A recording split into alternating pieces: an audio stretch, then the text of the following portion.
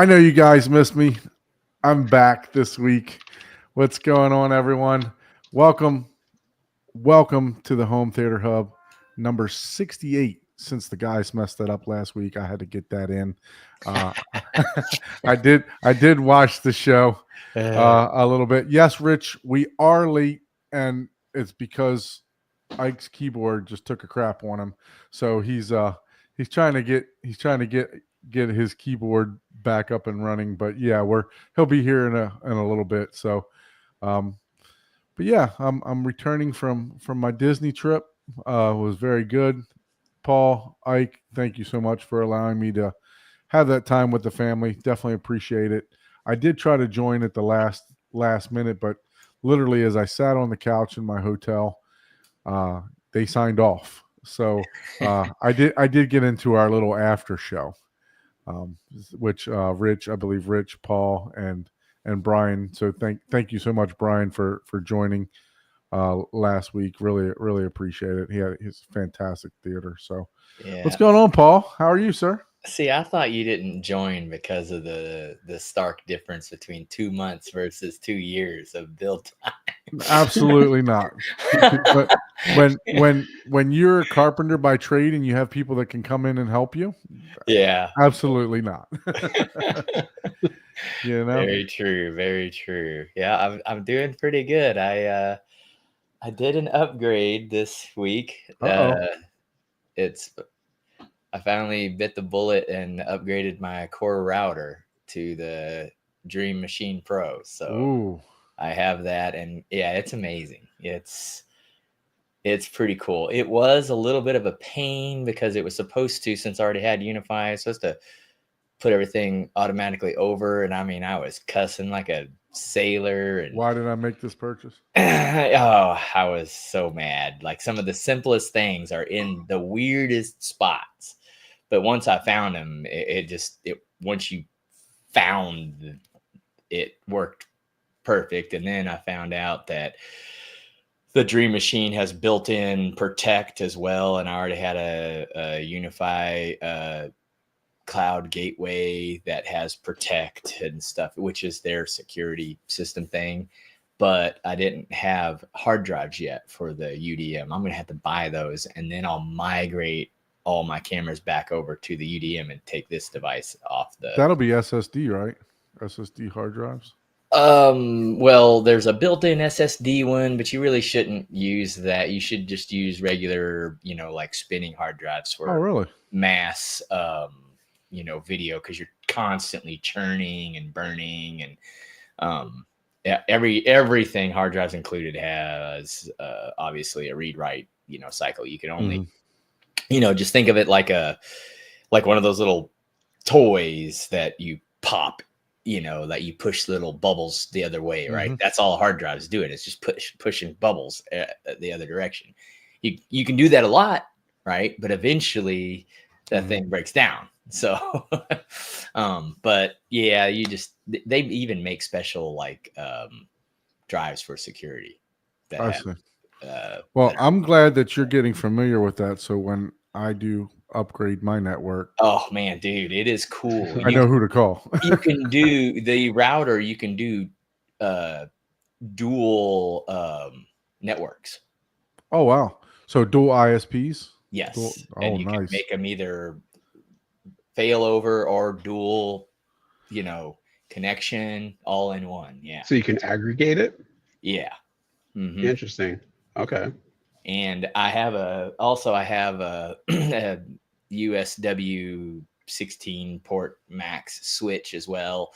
So that's part of my thing. I has set up 2 link aggregation groups for my 2 NASs. So they're basically 5 gig links. Nice. But the QNAP still, I think only uses 1 link at a time regardless. But it can, like if, 20 people got on, it would split the traffic up. I don't think it ever does a full. What does something like that set you back? I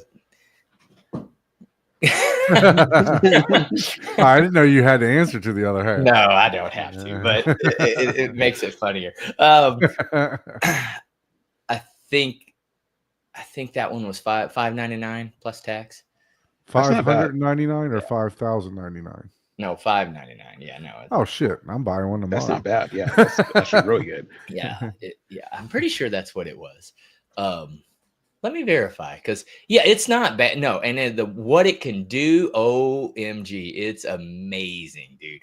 Like I literally went in there and just easily said firewall block any IPs outside of the US.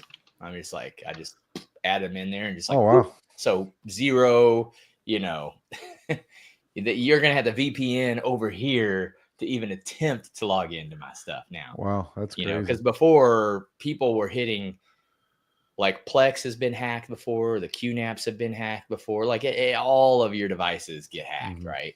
But you block certain areas. I went from 20, 30 attempts a day from just random locations to now 0. Oh wow, that's awesome. Is this the Dream Machine Pro? Yes, I have the Dream Machine Pro. What's the price of that one? $379. Oh, the Pro Max is the one. Pro Max. Okay. Yeah, that's the one you want because it's got the 5 gig WAN port on it. So okay. That's still actually really good. Yeah, is that one $5? Is it $5.99 or was it $6.99 on that one? Let's see here. Since you're already on that one, because those they're $5.99. Okay, it was okay. I just wanted to make sure because I didn't quite remember, but yeah. And this what's cool about it is you can sit there and friggin' monitor all your stuff. I mean, I can do it on my phone. I can set up rules to block stuff. Oh, and the other cool thing is it has a built-in VPN client. So wow. You can literally just, set up a user, download the config file, email it, give them the login and password, and they can just download. And there's like 3 different clients. Wi-Fi Man is like a built-in one that does like a bunch of stuff automatically. There's OpenVPN and there's 2 other ones that I don't remember, but so you can VPN directly into your network and watch whatever you want to watch, like your local on your LAN, So which VPN do I use? Let me see. I think it starts with an N. Nord. Yeah, that's the one I use. VPN. Is that one in there? No, this is private VPN. Oh, okay. This is like you're only VPNing to yourself, so it's your own server. I see. You're not hiding. If you were in, another country, yes, then you would appear as if you were at home still. I see. Yeah, it's the opposite on this scenario. You're connecting to you. So like if you wanted to watch something that sometimes there's devices, I'm not going to say what devices that will only play locally. Yeah. You use this and play locally. Yeah, absolutely. Absolutely. So Mr. Ike, welcome, sir. No, man. Did you computer before going live? We are live. There's a body. Is he breaking up for you guys too? He's very. I can't even hear a word he's saying. Yeah, he's major chop suey. So Ike's having some technical difficulties. Looks like he's frozen now too. So. Yeah, he is. But let's introduce our guest today, Mr. Sammie. Mr. Sammie Prescott. Those of you should have seen him around the forums and around around Facebook and all over the place. Projector Central. Sammie, go ahead and introduce yourself and tell us a little bit about yourself. So my name is Sammie Prescott. I am a reviewer and professional calibrator with Projector Central. I've been reviewing with them for about a little over 3 years now, I believe. And then in regards to calibration, I have been calibrating for over 15 years. Oh, wow.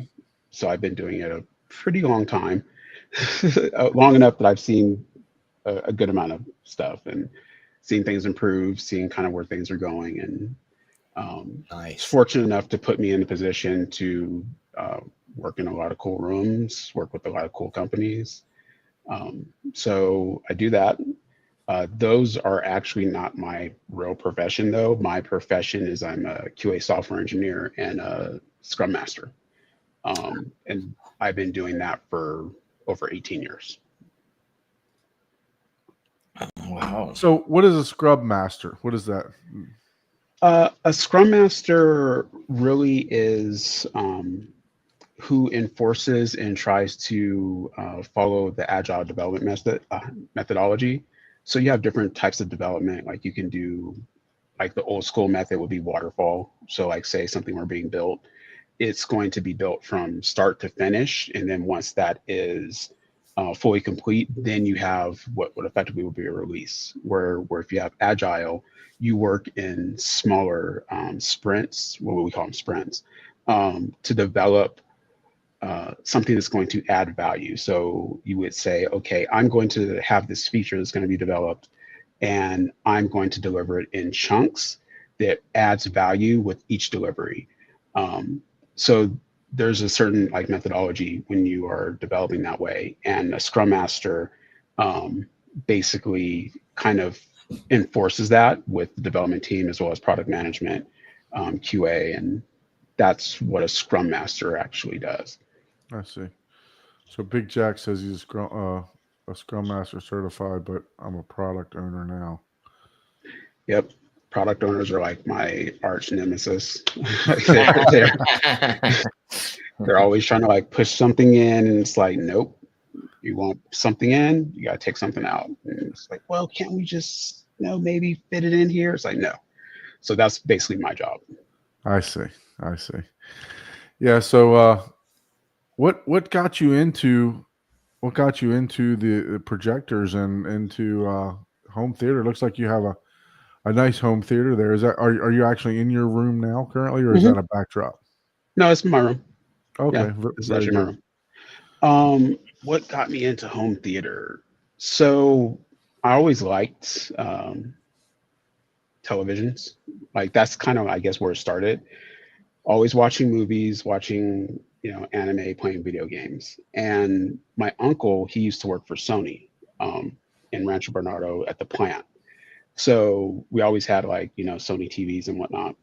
And when I got a little bit older, I'm not sure how it happened, but I ended up with like a Secrets of Home Theater like calibration disc, and as well as like an Avia, or like there's like another one, the DVE, like Digital Video Essentials.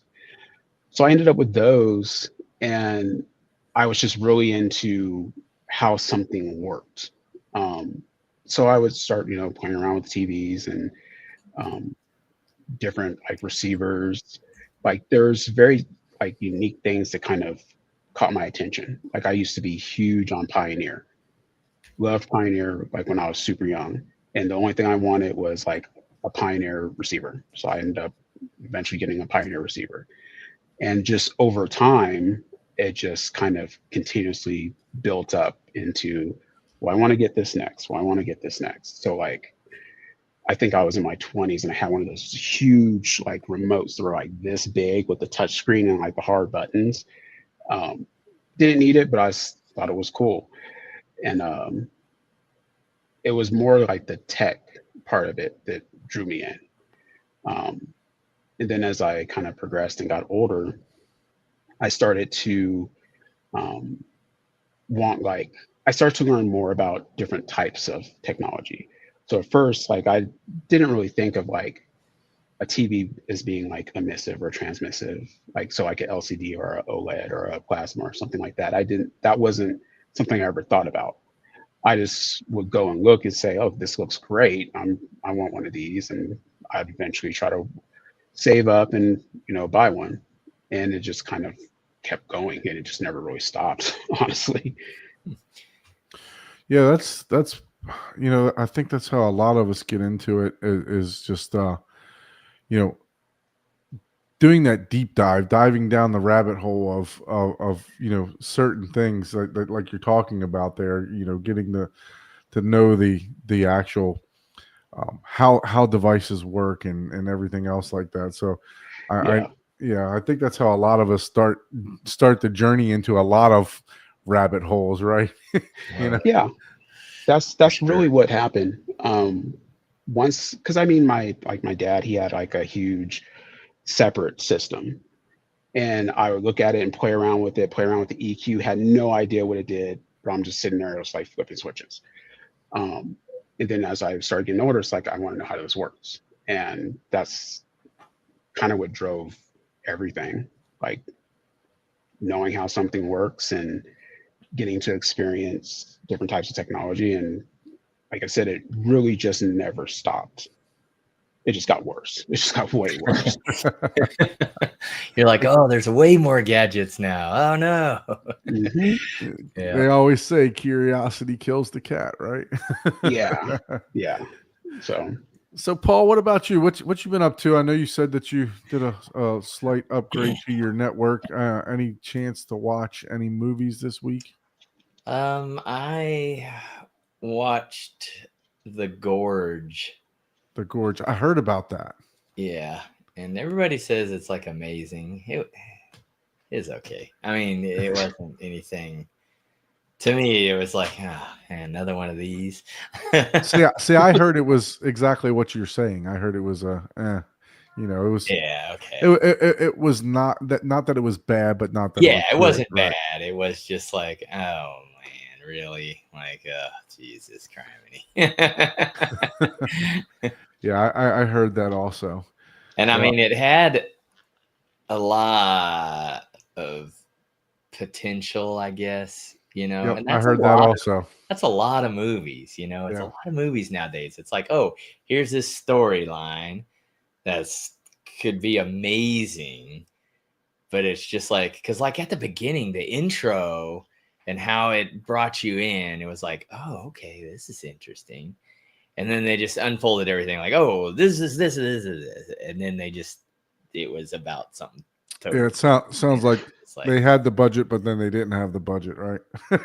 Yeah, I don't know if that's how that worked or not, but yeah. Yeah. How about you, Sammie? Do you you seem like you're a tinkerer, so I'd imagine you like the gear, but do you actually enjoy the movies also? Oh yeah, no. I wish I watched more movies. But lately, let's see, what is the last thing I watched? I watched American Primeval on Netflix. It's like the Western. It was like I think a 6 series, like Western, taking place in Utah, and it was very interesting. It was very interesting because it kind of touched on like the not fully the Mormon War, but part of it. So we watched that. And I have a ton of movies that are just kind of queued up that I need to watch that I haven't gotten around to. But I like to watch the movies. As much as I can, when I find time, I try to watch something. I usually go on kind of like a binge. So like me and my wife will watch some stuff down here, and then we'll watch something down here for like 3 or 4 days straight. And then after that, we like don't come down here for weeks. So, and then we'll just watch the TV upstairs. Yeah. So I didn't watch anything, but I've found a new I guess not a new, but a more advanced passion for Star Wars. Hence the reason why I got the Ahsoka on. Right. Okay. So I went to Universal Studios this past not Universal Studios, excuse me, Hollywood, at Disney, and man, I tell you what, the Rise of the Resistance ride has renowned my Star Wars liking. I don't know if you've ever been on this ride before, but it was absolutely phenomenal. It's a fantastic ride. It kind of sits in the you sit in a cart. I don't know if you've ever been to Disney, but the Mickey Runaway ride, you sit in a cart just like that, and it takes you around to multi levels. It has drops. It has everything, and they really did this thing up. I mean, there was like 3 sections before you even got on the ride that kind of set you up for the actual ride, right? So you go like three different sections, and there was one section that you walk into. It was kind of like you were in a hangar of a alien ship area, and there were stormtroopers. There must have been 50 live action stormtroopers, like real people dressed up as stormtroopers. And I mean, they just sold this thing to the ninth degree. And I've really enjoyed that ride. It's definitely one of my favorite rides right now at Hollywood Studios at Magic Kingdom. So that's definitely going to be a series that I'm going to get into. Seeing how, I hate to say this, but I watched the first 3, and then I watched the second 3 that came out, either the prequels, but I never watched anything after that. So once the theater is up and running fully, there will definitely be a Star Wars marathon. Yeah. Yes, I rewatched them all as well. Yeah. So, yeah. How long ago did you do that? Not too long ago, a couple months ago. Yeah. So, how about you, Sammie? Are you a Star Wars fan? I enjoy Star Wars. I do. I tried watching, I think what's called The Acolyte, and I got to about episode 3, and I was good after that. Yeah, I think that one didn't get very good reviews. I don't think so. Yeah, but I'm the type that, even though I don't like it really, I will probably try to finish it and then just finish off like the other shows as well. I do want to watch Ashoka. I just haven't gotten around to it yet. I think after the few episodes of The Acolyte I saw, it's like I'm gonna take a break from watching anything on Disney Plus for a while. Yeah. So I'm going to show you a picture of this. Oh wow. Those were actually all people. nice. Yeah, that's cool. So it was really, really, really awesome, So that was just part of the ride. Yeah, I've my dad took me to Star Wars, to see Star Wars, and I've always liked it. I've liked it better than Star Trek, to be honest with you. But there are some good Star Treks too. So that's cool. Outside of one of the rides. Is that Galaxy's Edge or Galaxy's End? What do they call it? I don't. I'm telling you, I'm not a huge Star Wars fan, but I'm gonna be. So is that where you can build the lightsabers? No. So actually, you can build the lightsabers in there at a different area, but yes, you can. I actually built one last year. So this was like walking through the ride. Let me play that again. Come on. So they like take you through a hangar, kind of like, I mean, like I said, there was no detail that was unturned in this ride. I mean, we looked it up to try to find out how much was actually spent, and they're saying well over 300 million, for this ride. It's not really disclosed, but they're saying, and it like I said, it was worth every penny of it. I mean, there was not a piece of detail that I'm not a huge, like I said, I'm gonna be a Star Wars fan, but I'm not a huge Star Wars fan. I've watched probably, like I said, the first 6 movies, but to me, there wasn't anything that was left out. You know what I mean, as far as detail wise. So out of the first 6, I'm always curious.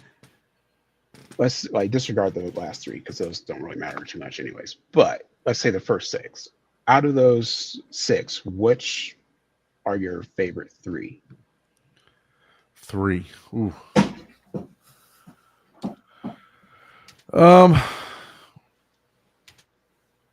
I really like the one where Darth Maul was introduced. And like I said, I'm bad, so don't beat me up, guys. Right. I don't remember the titles. I'm becoming a new fan. I really like the one where Darth Maul was introduced. That was, I think that was what Phantom Menace. Phantom Menace. Yeah. Welcome in, Ike. Thank you. So, Phantom Menace. I do like the first one. You know, Okay. Obviously. First one being the very first one. very, very okay. Yeah, like okay. where they introduce all the characters. You know, Isn't that like what New Hope was? No, That's the Phantom Menace. That was 77, right? New Hope. Oh, Well, it depends. Are you saying the first released, or are you saying the first released? number one? Number one. That's Phantom Menace. Let me help myself refresh my memory. So yeah, Phantom Menace is the first one. okay. Phantom Menace. Are you saying that because it was a prequel or because it was well, that's the first of the trilogy, right? The trilogy or whatever they call it, right? Those are the first of the prequels. Oh, yeah, first of the prequels, yes. Which, the first released was 4, 5, and 6. Right. Yeah. So the original self-titled film, later subtitled A New Hope in 1977. So that's the one that I'm talking about. Yeah, that's the very first one. The prequel is that was in 99. That's when the Menace came out. Correct. I just didn't know. Yeah. I like the original ones, 4, 5, and 6. There's some, I don't know. I don't like how a lot of this stuff, because I mean, it's Star Wars. They had unlimited budget, basically. Right. They made things way more techy. Some of the animation was horrible. I mean, the animation was better with them doing live cameras and models than it was in the digital era that they did. You could see some, especially if you watch the 4K, you can see some weird, stuff, and you could tell where it had that digital screen in the background, which is an amazing, technology thing. But it's just like, it just didn't, you could just tell it just wasn't quite right on some of the stuff. As far as the movies overall, they're obviously it's Star Wars, so they're all cool, but the old school, I like those three way better. I mean, I really liked the original Star Wars, Empire Strikes Back, and I swear I'm probably the only person that I know that ever says that they like this movie. I really liked Revenge of the Sith. Like, I actually really like that a lot. Is that the one with Samuel L. Jackson? Prequel, right? The last one. Yeah, it's the last prequel. Yeah. Yeah, I really like that one. Everyone's like, why? I was like, I don't know. I just do. I prefer watching Revenge of the Sith over Return of the Jedi. Return of the Jedi, is that the one with Jabba the Hutt? Mm-hmm. Yeah. Where he kills him? Yeah. Yeah, I agree with you there. Yeah, see, I don't even remember it. I know I've watched it, but I'm trying to, like, how you kind of remember scenes. Yeah. I'm like, I don't even recall anything that happened on that one. Right, and that's what I was just saying. I'm not a huge. My brother is a huge Star Wars fan. That's where they went to Cloud City and all that stuff, and it's where he gets his hand cut off. Where it says, "Luke, I'm your father." Spoilers. I mean, it's only since 1977, but spoilers. Yeah. I hardly spoiling it for anyone. Yeah, if you haven't watched it by now, that's on you. Ain't gonna watch bro. I haven't watched the last three, so don't spoil it. I'm not gonna tell you the last three because that is your time. You really have to. you really have to kind of remember a lot of stuff to understand, especially some of the episodes, because there's some things that you may not quite understand, and even after you watch it, you may not understand. But it's a big twist. I know a lot of the shows that they have, like the series, try to sum some of that stuff up too, right? Between the last three.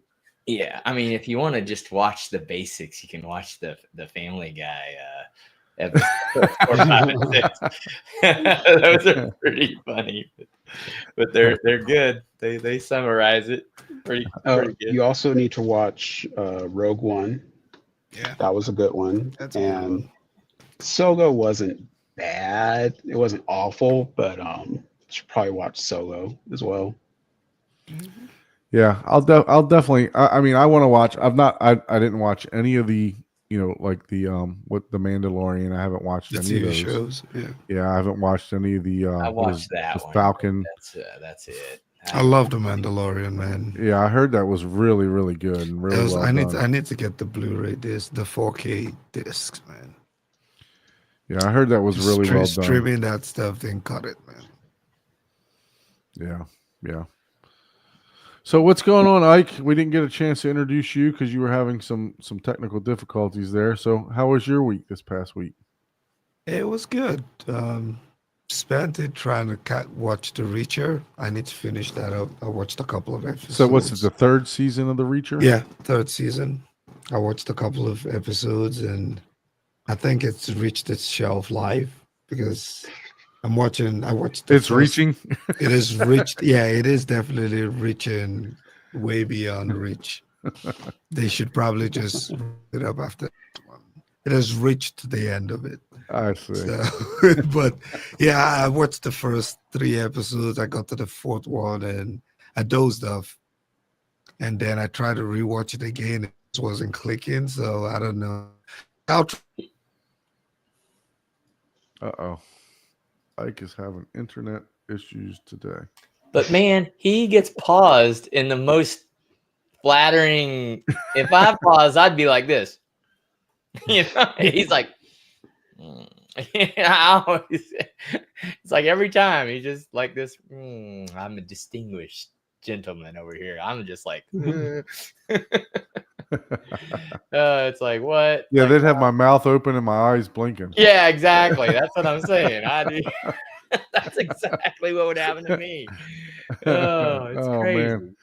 I tell you what else I've been partaking in is the new Dexter series. Have you guys seen that? It's all the original. You're talking about Original Sin? Yes. Yeah, we haven't started that yet. Oh man, I'm on the 3rd episode and it ended crazy. I mean, it was just a total cliffhanger. So, which is what I love about Dexter itself, all the twists and turns and everything else. So, but yeah, it's so far so good.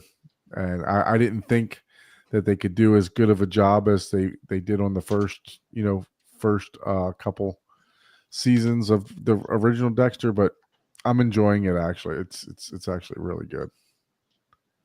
So I definitely suggest that to people. I don't think it's a home theater type of show. I've not watched it in the home theater yet, but as far as for sound and stuff like that, I've just been watching it in my 65-inch with a sound bar. So I know like some like because I catch into or watch your guys' show when I get a chance sometimes, like when I'm working and I'll put it on in the background. Did you finish your theater? It's almost there. Matter of fact, okay. Well, as they say, it's never done. So the aesthetics aren't done, but the functionality is almost there.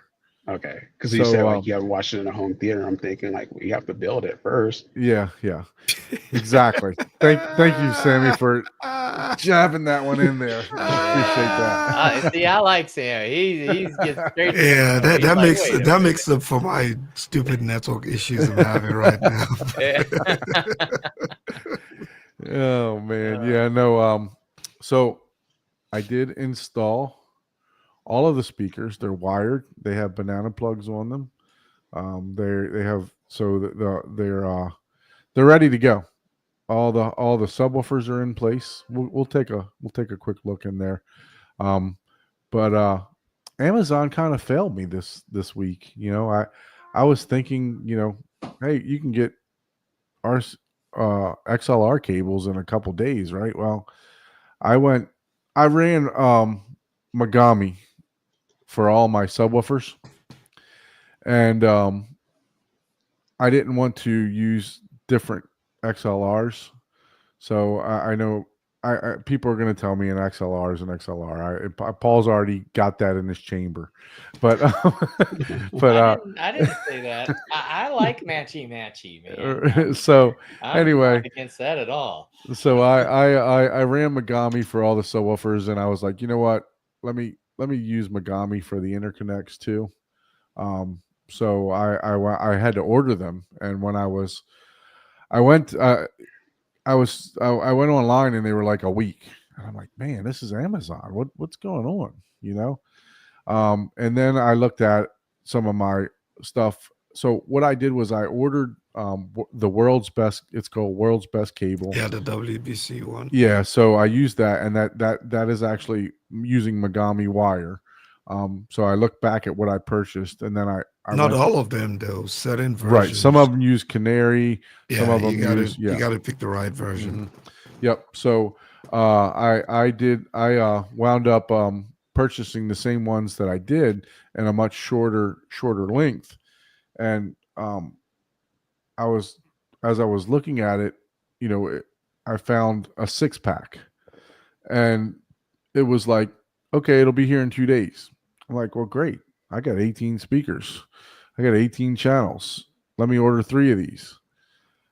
It said there was 9 left.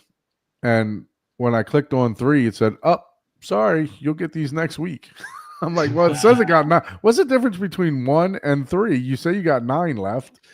So, yeah, so now my interconnects aren't coming in until Monday, which I was hoping to be able to watch a movie when I got back from Disney. So, but yeah, no, it's so I'm waiting on that. I did, like I said, I did put all the speakers into the room. What the heck? There's no better time than now to go in there. So you guys chit chat, and we'll do a quick update since Sammie brought it up. Oh man, you need to go to your bar, take a shot of whiskey or something just to recover from that. Right?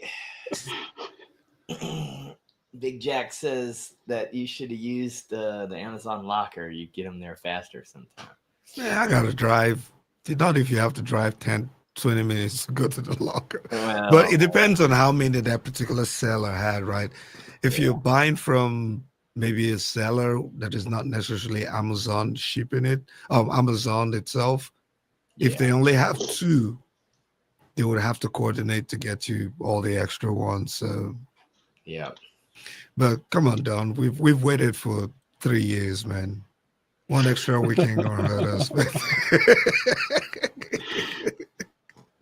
One extra week will not hurt us that bad. At this point, I'm not expecting it to actually be fully done by the end of this year.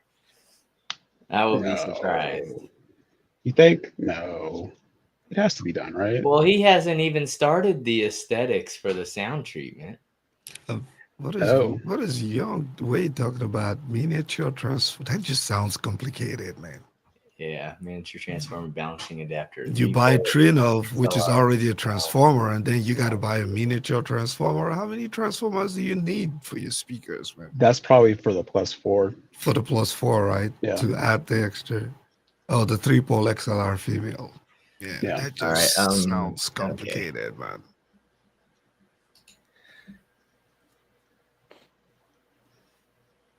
Oh, it fixed the problem from. Oh man, you got. It looks like toilet paper down there, man. You need to bring that roll with you. That is masking tape. That is tape for. It looks like a big old roll of toilet paper. So I'll show you this first.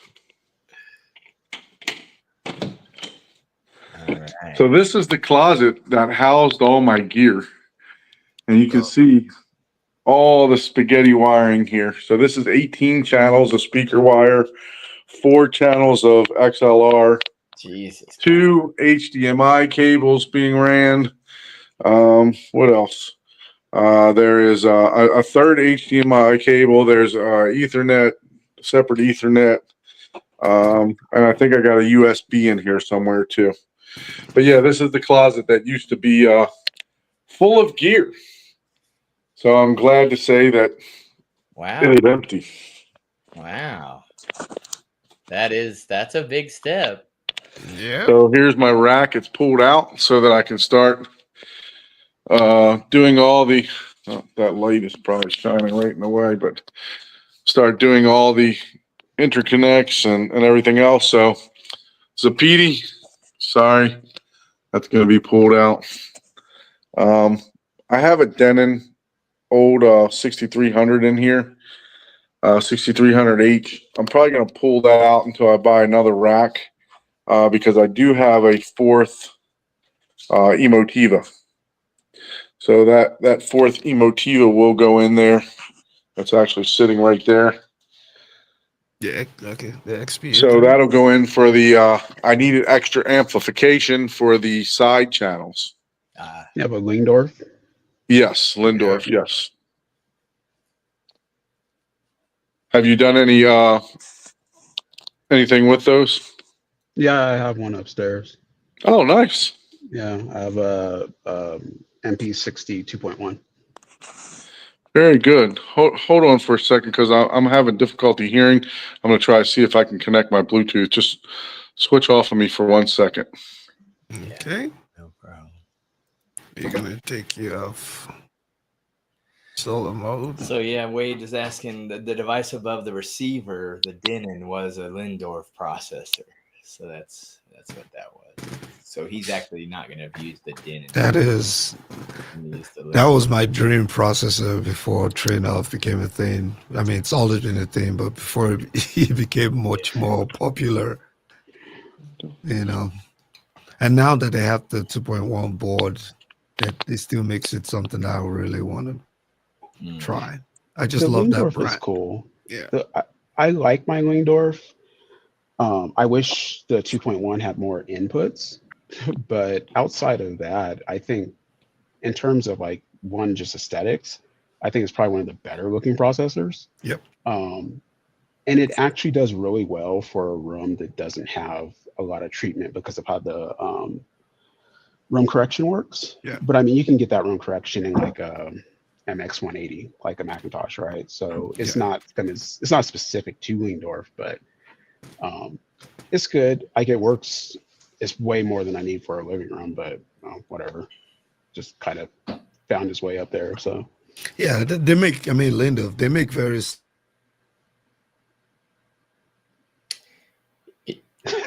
We lost him again. Oh man, I You thought lost me again. Oh, there you are. Yeah.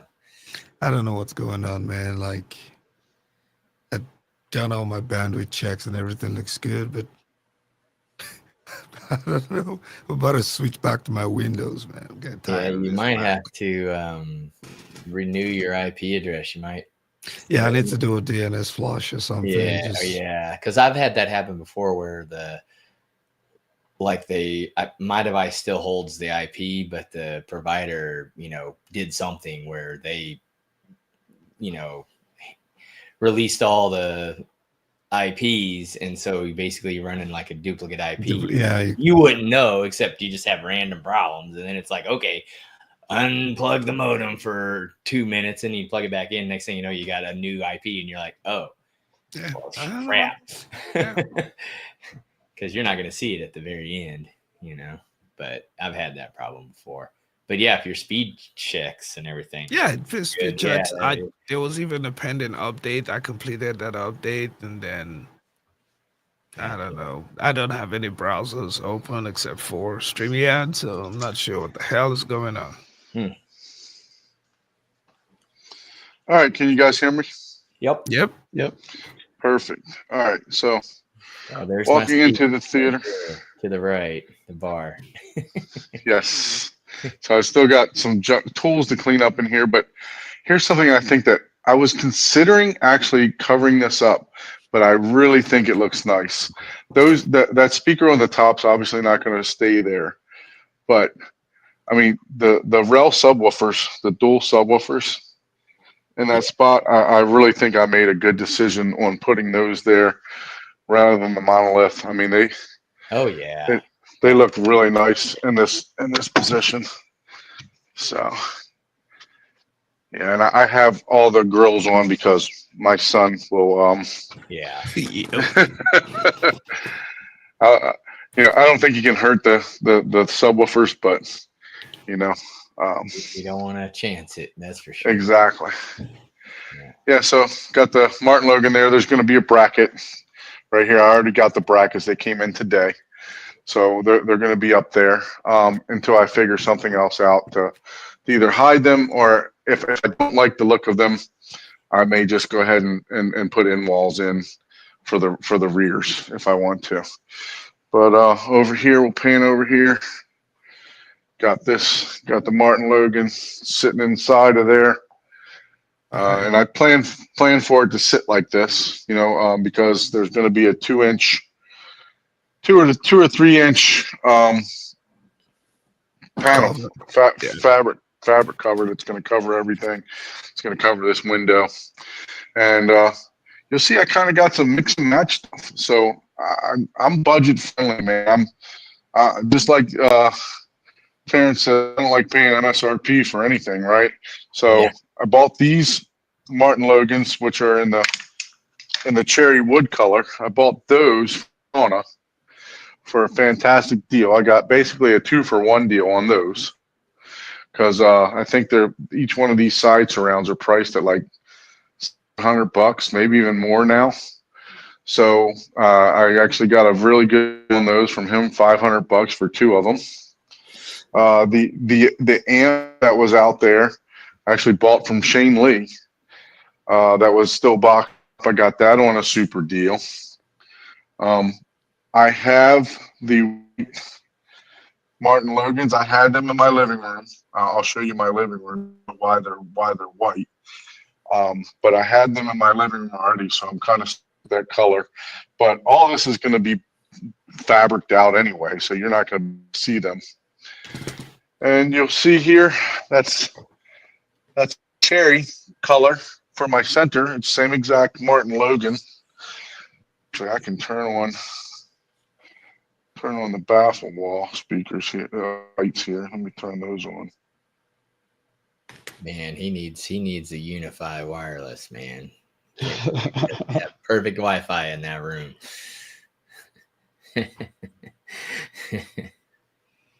That might also be what I need to, man. I need to upgrade my home network. Yeah, what I like about the Unify stuff is you can just when I switch off to turn the lights, it stops. So I actually put the in here now. I mean I got full Wi-Fi signal. There's the deco right there. Oh, you were going. But when I go switch off because I went to the light app to put those lights on. So you'll see that's the cherry wood color too. Got a deal from Michael on those. So I drove to his house. That's when I actually met him. I actually bought 2 of those because I considered I was going to buy another one of these and have them as a wide sitting out in the room. And then I did a full revamp of saying that I wanted the speakers to be hidden. But yeah, I was going to have 1, 2, 3, 4. I was going to have 5 Martin Logan 60 XTIs sitting in the room. Wow. And then we got those installed. So those are the same exact Martin Logans that I have in my ceiling. And they're acting as my wides because, I mean, literally that tweeter, I took the exact measurements of where it needed to be, and that tweeter literally fires right across this cushion here, like right at that point. And then same thing with the other side over here. That tweeter fires right across this cushion. So yeah, and then we got the another side surround here, and the second row side surrounds, which I'm sure Sammie's like, well, how is he going to do that? So I'm just gonna Y off the side surround, and I'm gonna have them playing the same signal, unless I introduce like a mini DSP or something into there. And as you know, the if you have the Lindorf, which model do you have? The 40 or the 60? 62.1. Okay, so if you have it, you know that there's an actual option for a rear center too. Yeah. So that's what this box is for. I'm gonna purchase another one of these, unless I go all in, and I will put I'll have a center rear center also. Okay. And I tell you what, this Ritchie cable, man, this jacket on this thing is phenomenal. I mean, I pulled this through with absolutely no resistance whatsoever.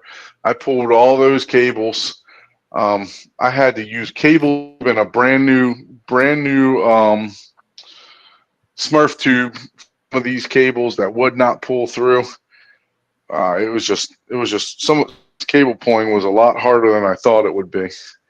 But yeah, got the back up, got all the speakers installed. So now it's just time to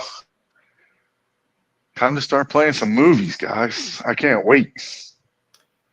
Yeah, it'll be. I can't wait.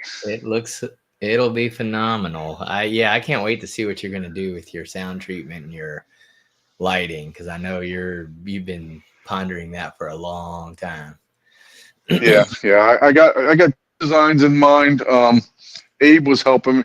Abe gave me. I gave him the design, and then he actually drew it up, but I don't know how he did it, but it he made it look like a pic, like a 3D rendering of something, and then I gave him another that would include LED lighting, going up the walls on multiple locations and stuff like that, which is exactly what this 5-wire, all that 5-wire is for. I got, there's going to be rope lighting going around the entire soffit there. And then also on each side and each step. And then I have to install my cable railing. So I'm going to install, because I actually stepped off this thing like 3 times and almost broke my back. So because that is 13 inches right there. So if you're not paying attention, you can definitely fall off the back of that. So, but yeah, man, it's definitely coming together. Definitely coming together. Wade asked if you're gonna fill the cavities around your surround speakers in those cubbies. Yeah, so I was going to put like some sound dampening material in there. I'm not gonna like build anything to spec, but they will definitely be stuffed with something. Gotcha. And then I also I'm crossing these over at 80 hertz, but those of you that are going to look up the Martin Logans, you're going to say, well, they're rear ported. So I'm either going to be crossed over at 80 hertz. I'm going to see how they sound. If they don't sound right, I'm going to plug them.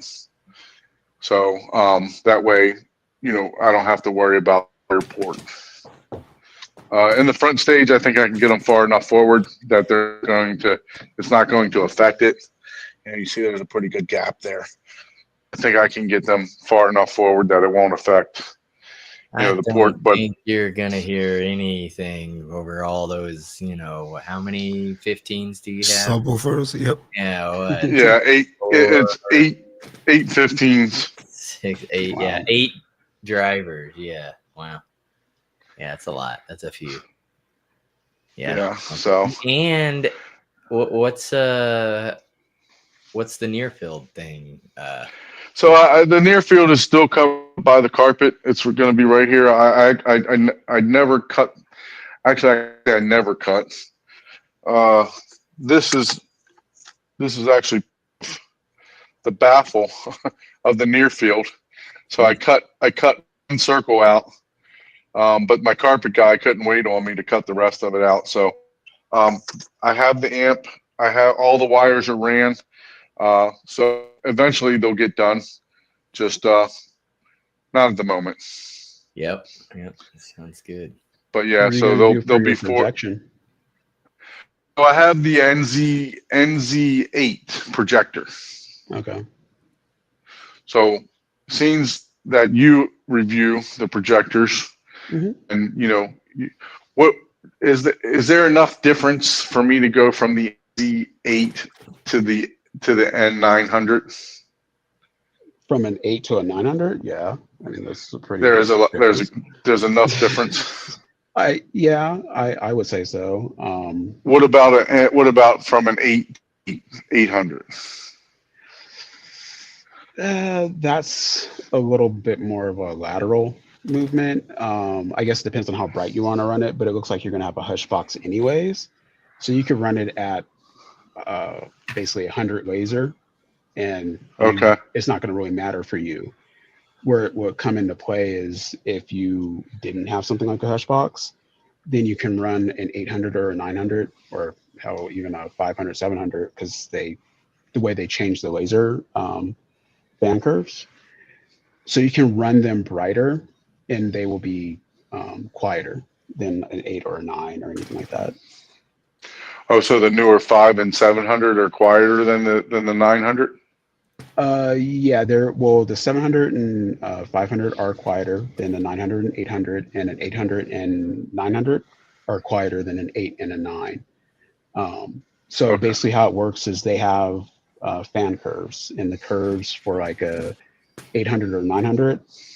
So once you go from 46 laser, which was traditionally mid laser, once you go to 47, it kicks up one fan curve, and then it goes from like 47 to 60.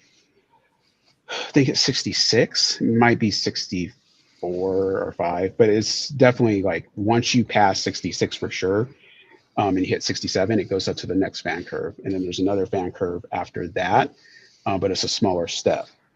And then the fan curves for so like effectively you could say I can run a 900 at 66 laser, and it will be effectively brighter than a 9 at mid, which makes sense because you're increasing the laser, but it will be quieter. So it's still quieter. And then the fan curves have changed for the 500 and 700. And they're like it's a bigger step now. So I want to say it's from 47 to 74, and then from 75 to 100 is what the fan curves are. Yep, you're muted. Don is definitely going to upgrade that projector. Oh yeah, there's no way he's going to. He said he's going to give me that 8. So contrast wise, I was reading like the what is it, the 5 and the 7 are really, really good. Especially for the entry level that they are for that projector. I think I was reading it's even more than my NZ8. It's native contrast with fully open aperture. Yeah, it would be higher than an NZ8. Yeah.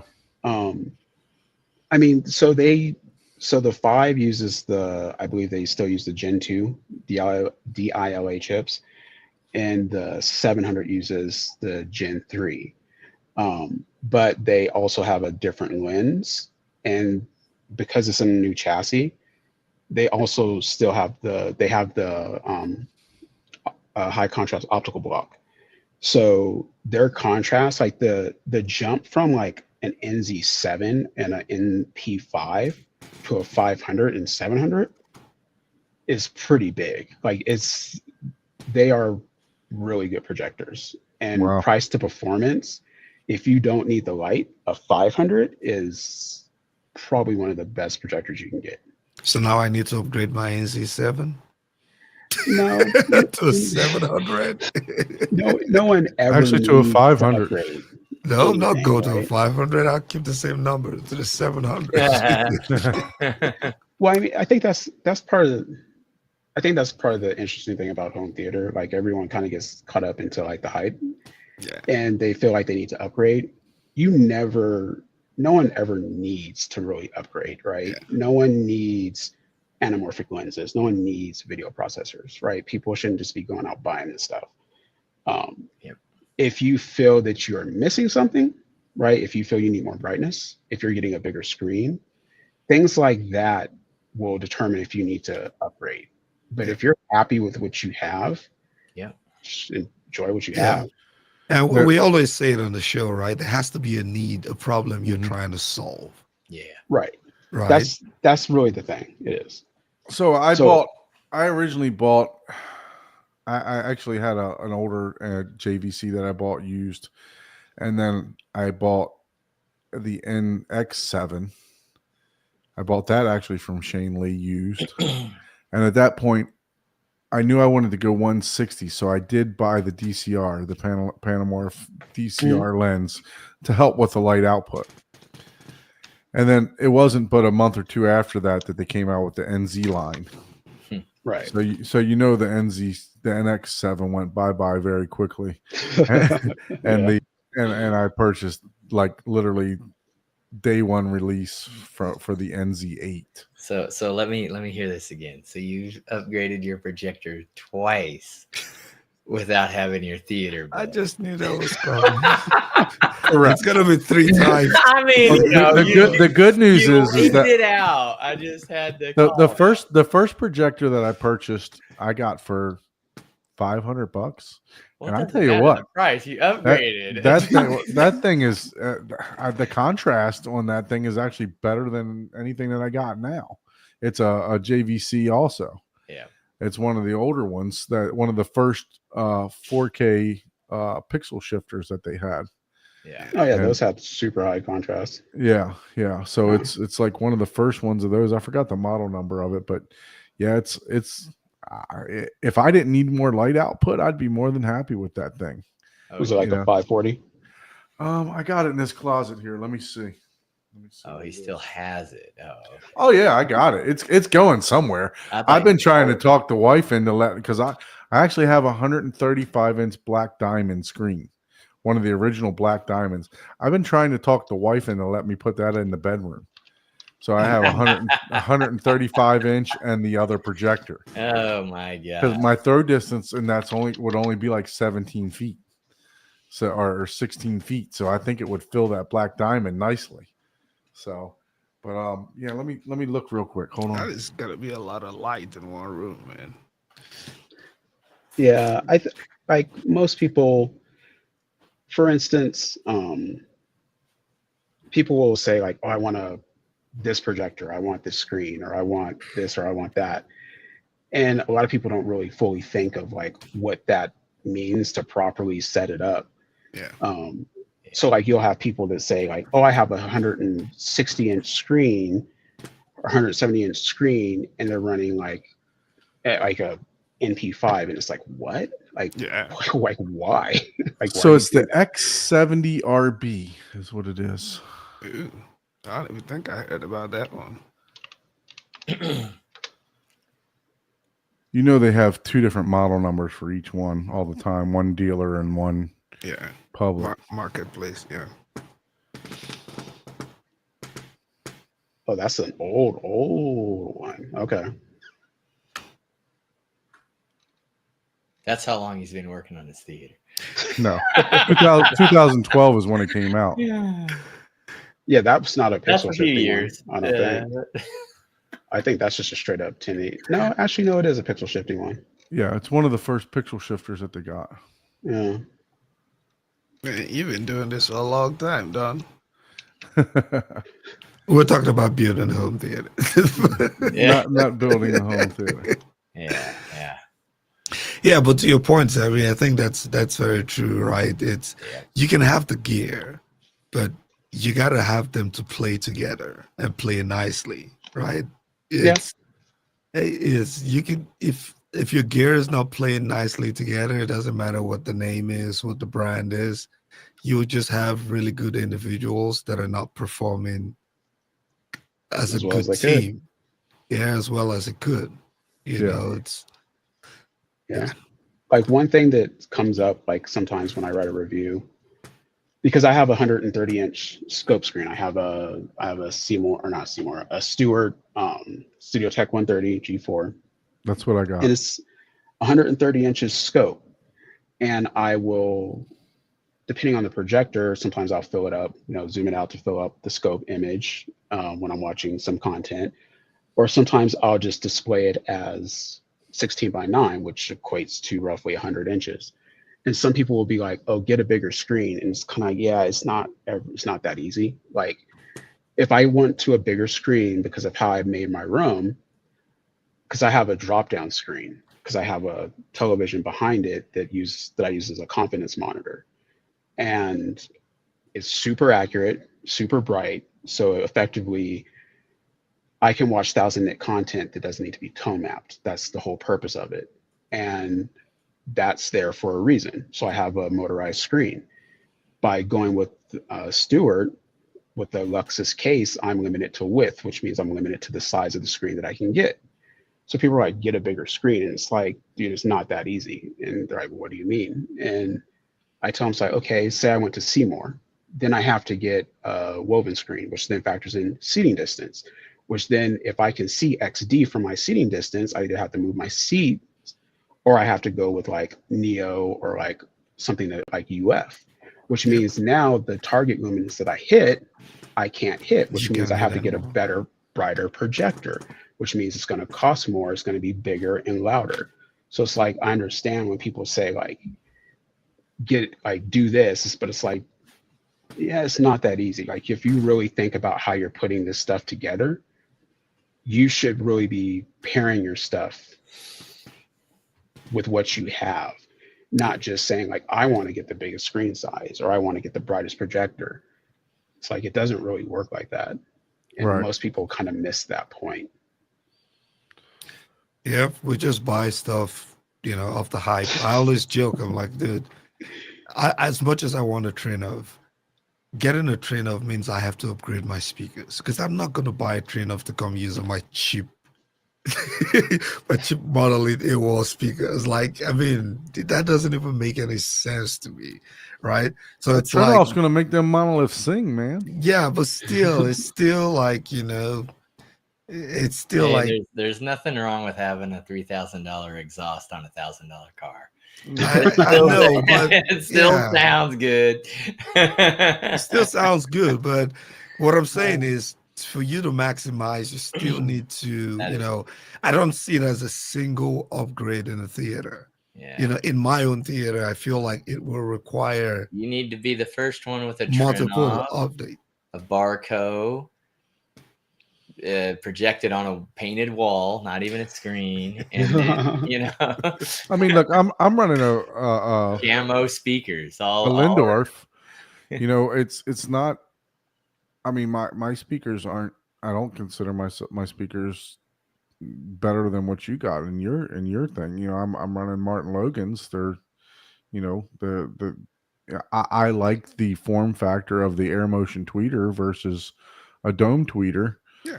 But other than that, I mean, look, we all been to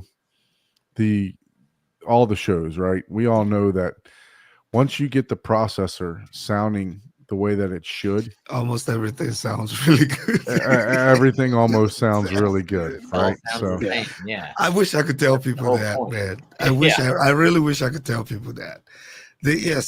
Obviously there's levels to speakers, right? A Perlison is a Perlison, right? There's levels to it, but in the hands of great people that really know what they're doing, the Ryans of the world, man, they can make a lot of speakers look. They can make coat hangers sound like diamond coated cables, man. Yep, that's true. I agree. Yeah, so I mean, you saying that, I actually spoke to Matt from Brolic Media today. We were talking, and hopefully he's going to be coming back on soon. We were talking about waveforming, what it takes to do waveforming and everything else, because that's the only reason why I would consider a turn off right now is for the waveforming. And he was explaining what, you can't, they highly recommend for you not to have like dual driver speakers, right? To be able to maximize it. And that essentially your front speakers, your front subwoofers are the only ones that are going to be playing. The other ones are just catching or canceling, right? Yeah. So, so for me to dive into that, it would take an awful lot. I'd have to get with my ceiling height. He said when you got 10-foot ceilings, you need, I think, 8 subwoofers in the front and 8 subwoofers in the back. I think that's what he was saying, or a minimum of 4 in the front and 4 in the back.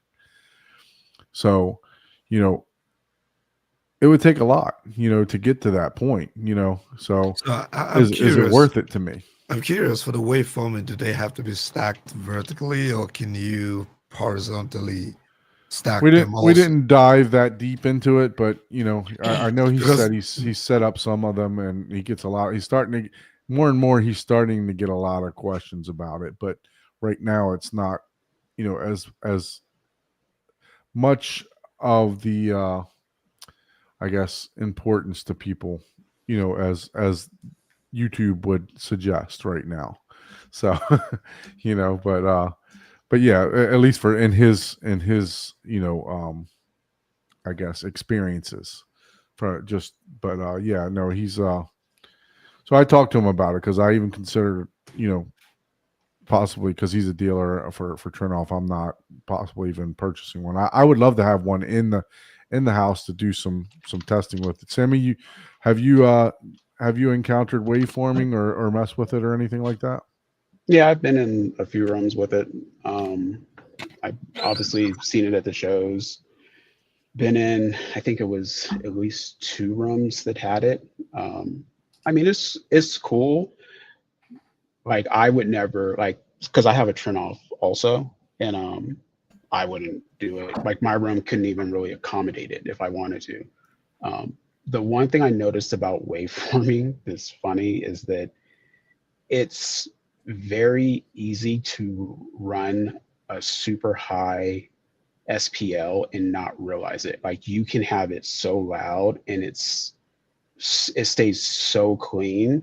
Wow. That's probably the one thing that I noticed about it, to the point where it's like, I don't know if I would even really want that, because like I don't want to have it running so loud for an extended period of time and not realize how loud I actually have it. And then you go outside and your wife is trying to speak to you and you're like, yeah, right? That's probably the biggest thing that I noticed. It was like so clean every time I've heard it. But yeah, I've come across it, but like I said, in my room, I couldn't even accommodate it even if I wanted to. Oh, okay. This is interesting. Wait, you do have a trainer, right? Wait, said not a single guest in my theater would know if I had waveforming on or off. Wow, can't justify it at all. That's an interesting perspective. But I'm curious, do you have that set up in your theater, Wade? Yeah. Yeah, no, I mean, look, turn off is good for remapping and everything else like that. So, Sammie, let's talk about, you said you got the 62.1. What made you choose that? Is that because you've heard them before and you enjoyed them over a turn off? Because obviously, you, like you said, you're in some high end theaters doing calibrations and everything else like that. Is what made you choose that processor over a turn off or a Storm or even a Marantz? Well, I also have a turn off, so I have both. Okay. But I got the Lindorf initially because I was doing a calibration in a client's home, and after we were just reviewing content and just sitting there listening to music and just talking, and it just I like the sound. The speakers he had, I was already familiar with.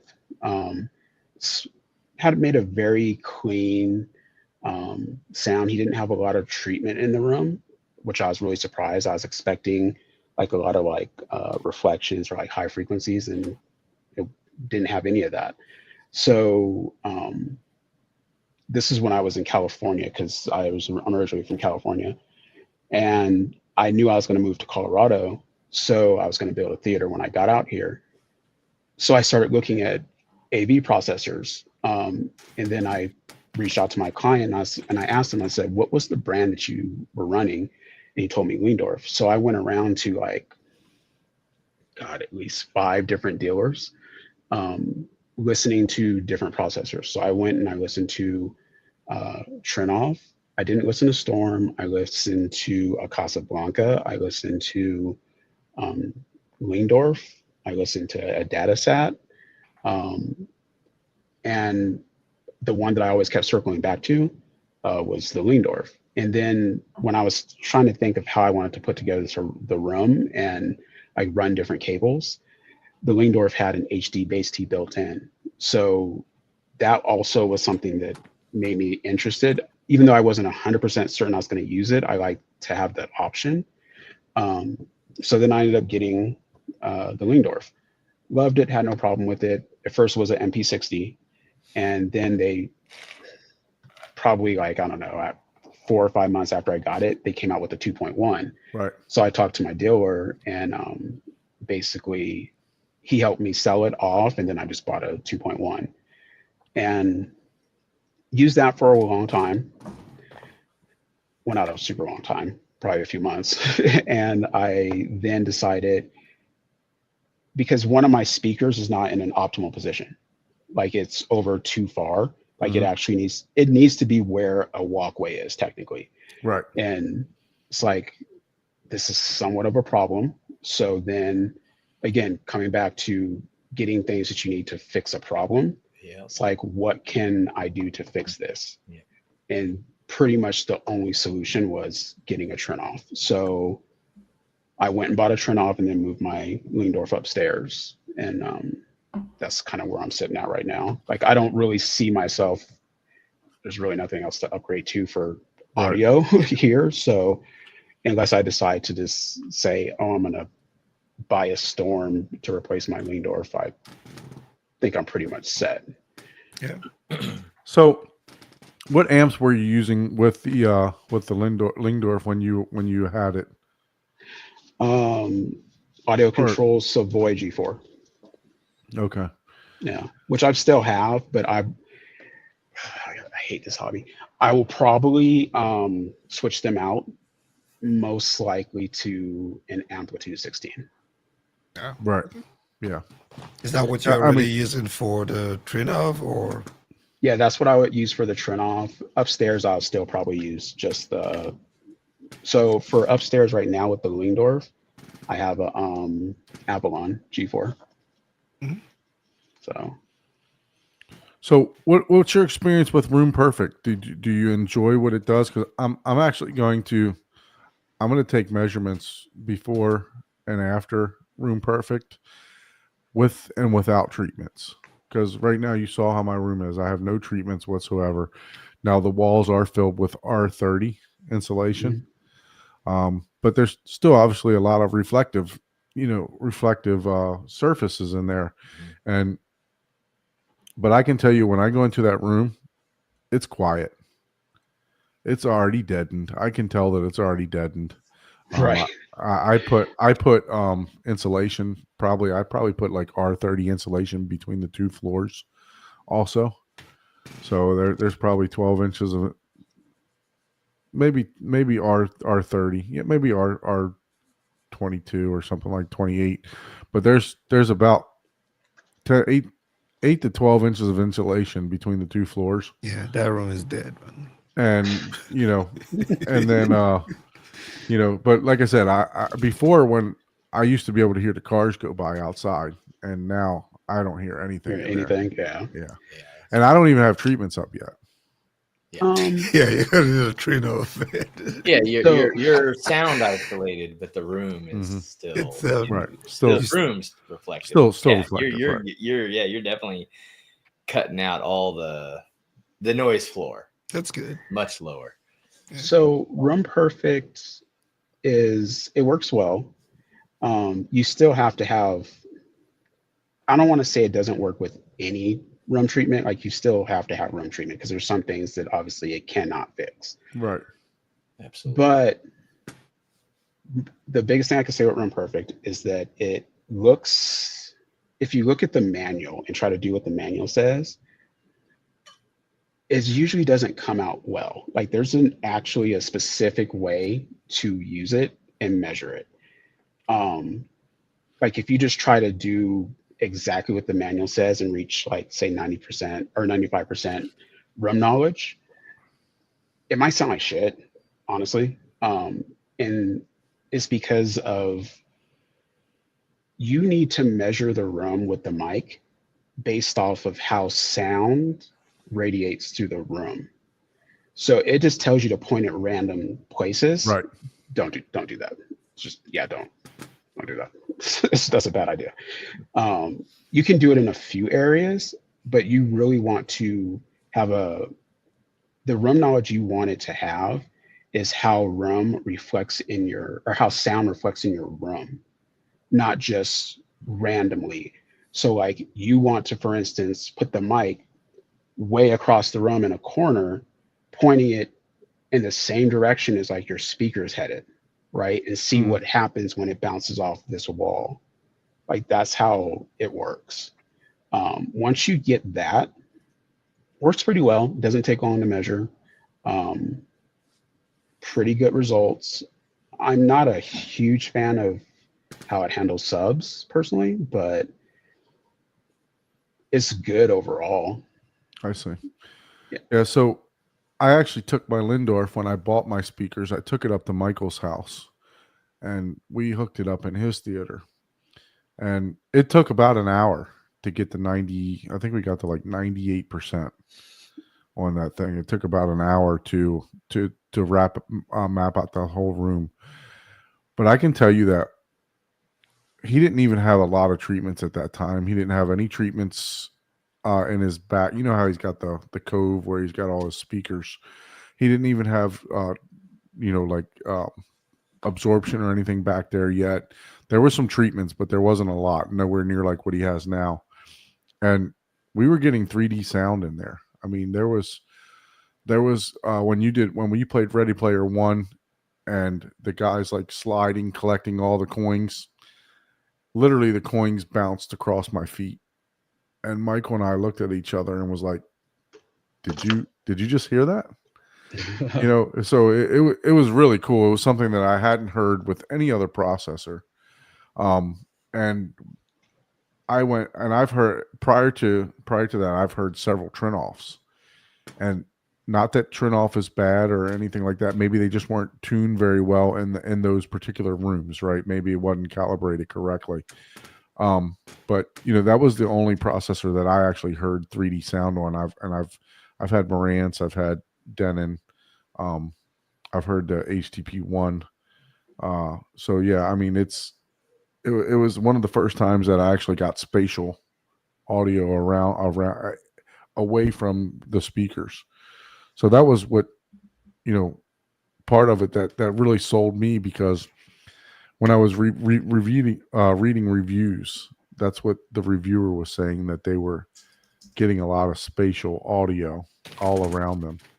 I don't know if you experienced that in your room currently with your Trinoff or not, or even with your Lindorf that you have. Yeah, no, we do. Like I said, with just even minimal room treatment, it does a really, really great job. Like it really does. The Trinoff works better in this room down here because of that one particular speaker placement. And you could do some cool stuff with like bass management. Like you could do kind of like directional bass, or like kind of like a cascading bass. So you could say, at this speaker's crossover for like my top middle, I can route the bass to say my side surround and my front left and my front left sub. So Right. you can do that, and you can do that with like every single speaker. So you could do some pretty cool stuff with it. Most of them, honestly, with most of these, if you set them up and calibrate them right, like they're gonna sound good, and you're gonna have like that same effect of like a spatial, like 3D sound. Okay. Yeah. No, I mean, it's unfortunately, like I said, I didn't get that for some of the other, but I don't know if you noticed where I literally had my rear surround on my backs on my subwoofer. To me, I wanted to bring those in a little bit more narrower, but I have that doorway right in the way. I can do it on the right side on the if I'm facing the wall, I could do it on the left side, which would be my rear right. But I wanted to bring them in. They are to spec as far as what Dolby recommends as far as angles where they're at. But I know that like Armani, he likes to bring them in a little bit closer, a little bit tighter in the middle of the room, closer to the center point. But that I would be able to the twin off would serve a nice purpose for me to remap that speaker where it should go, right, where I would like for it to go, so that I can definitely see a use case for it, like you were talking about with your speaker, to be able to remap it in those areas that I would like for them to come in a little bit tighter. Oh yeah, if I didn't need that, I would still be using my Lindorf.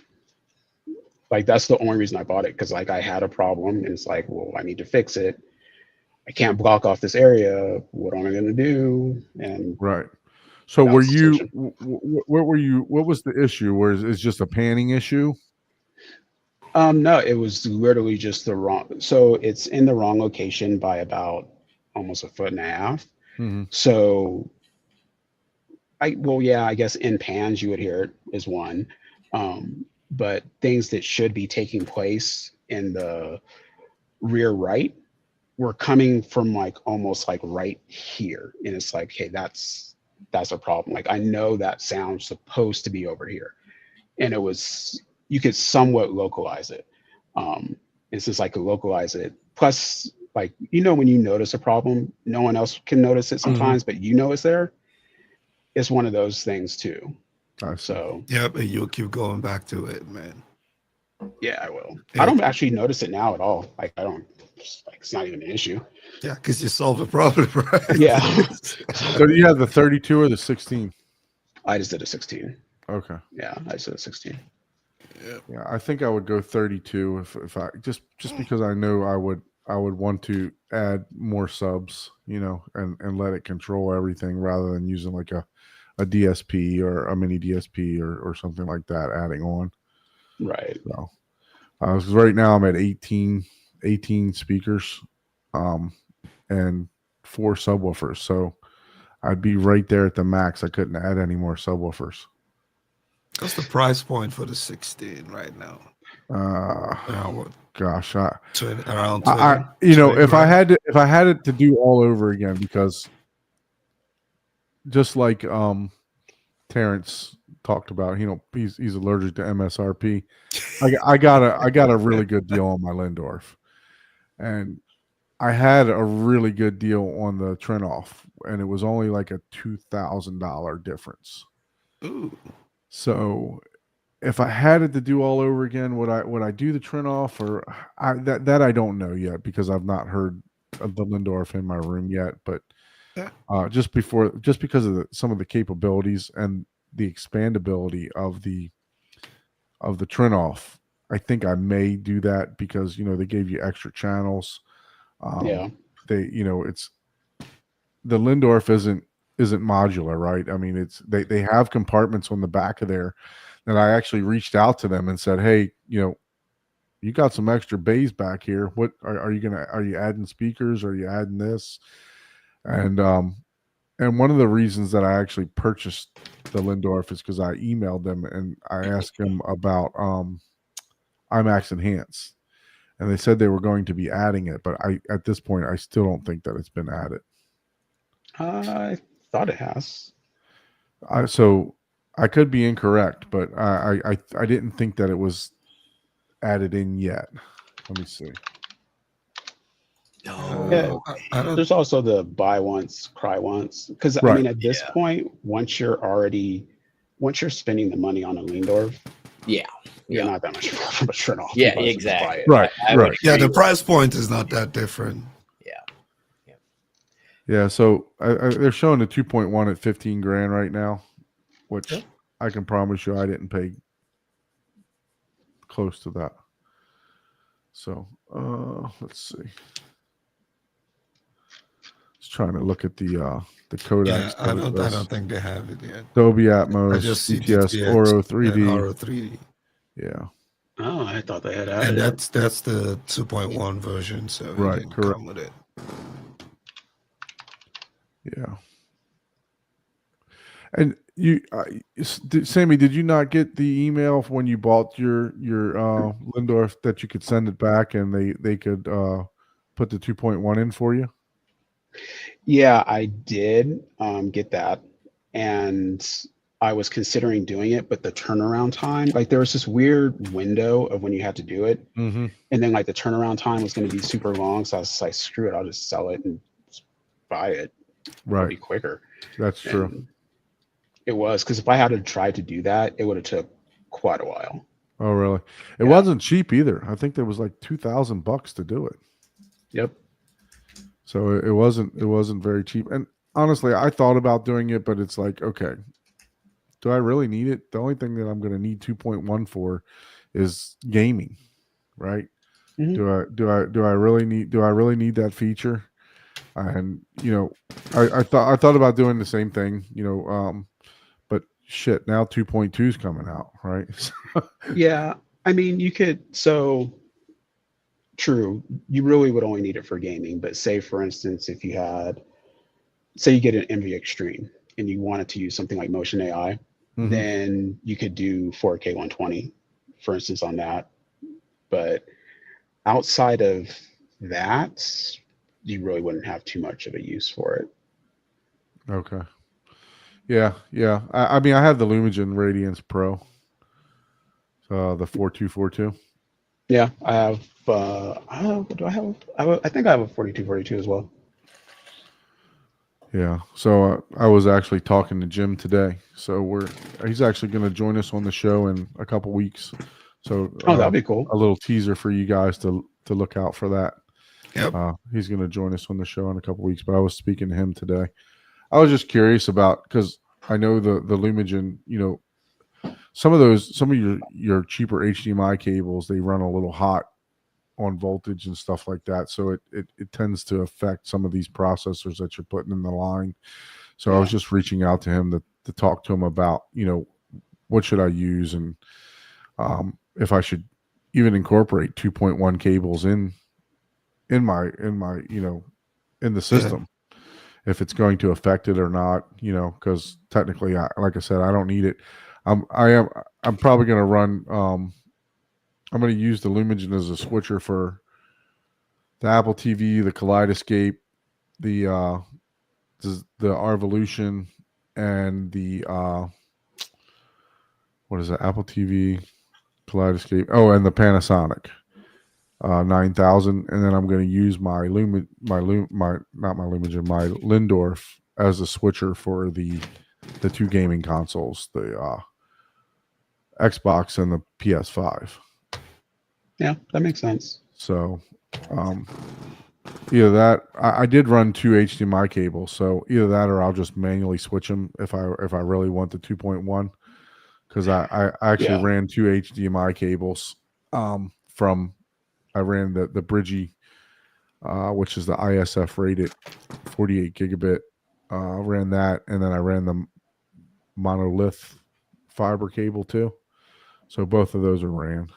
I think that's the only downside of 2.1, right? If anything in the chain is not 2.1, it technically just breaks everything. Well, It doesn't break, but it's no longer a 2.1 system HDMI that you have.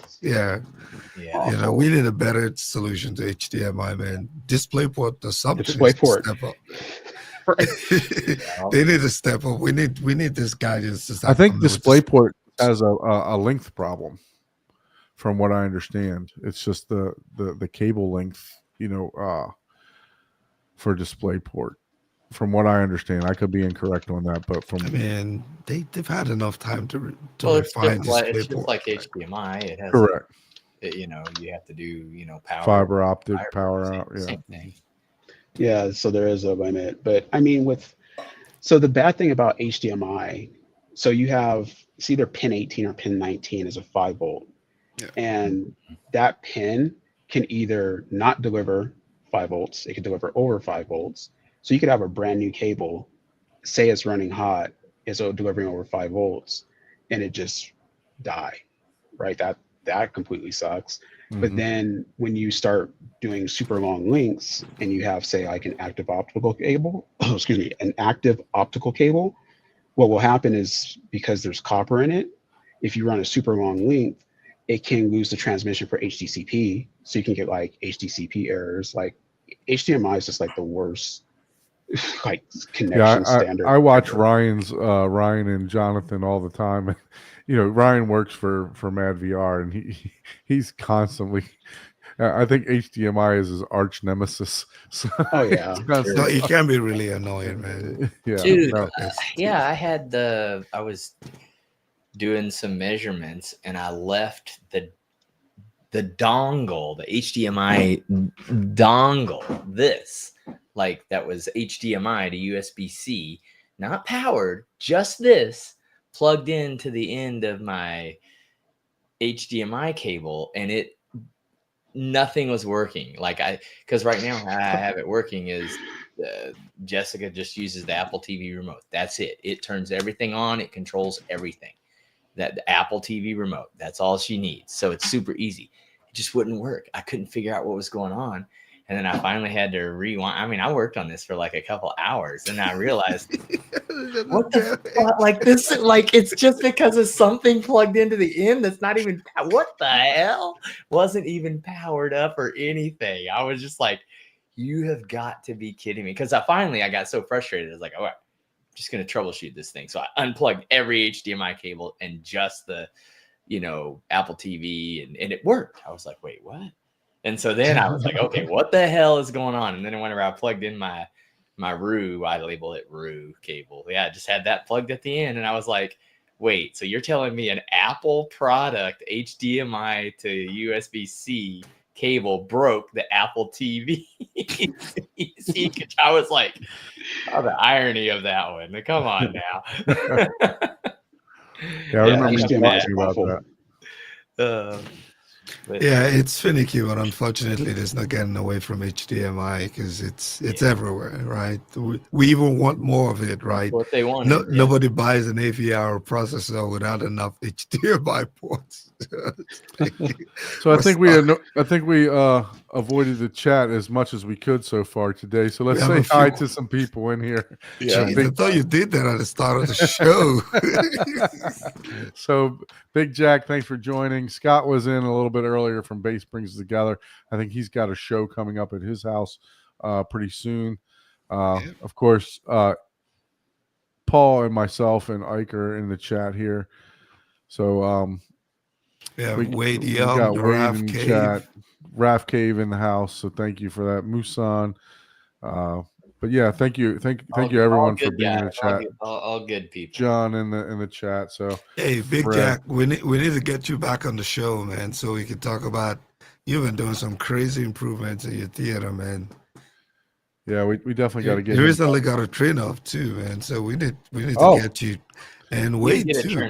It's like Beyonce. Let me upgrade you. Yeah, everybody got Trino, man. You got a Trino. You got a Trino. Wade got a Trino now, man. They're around every corner.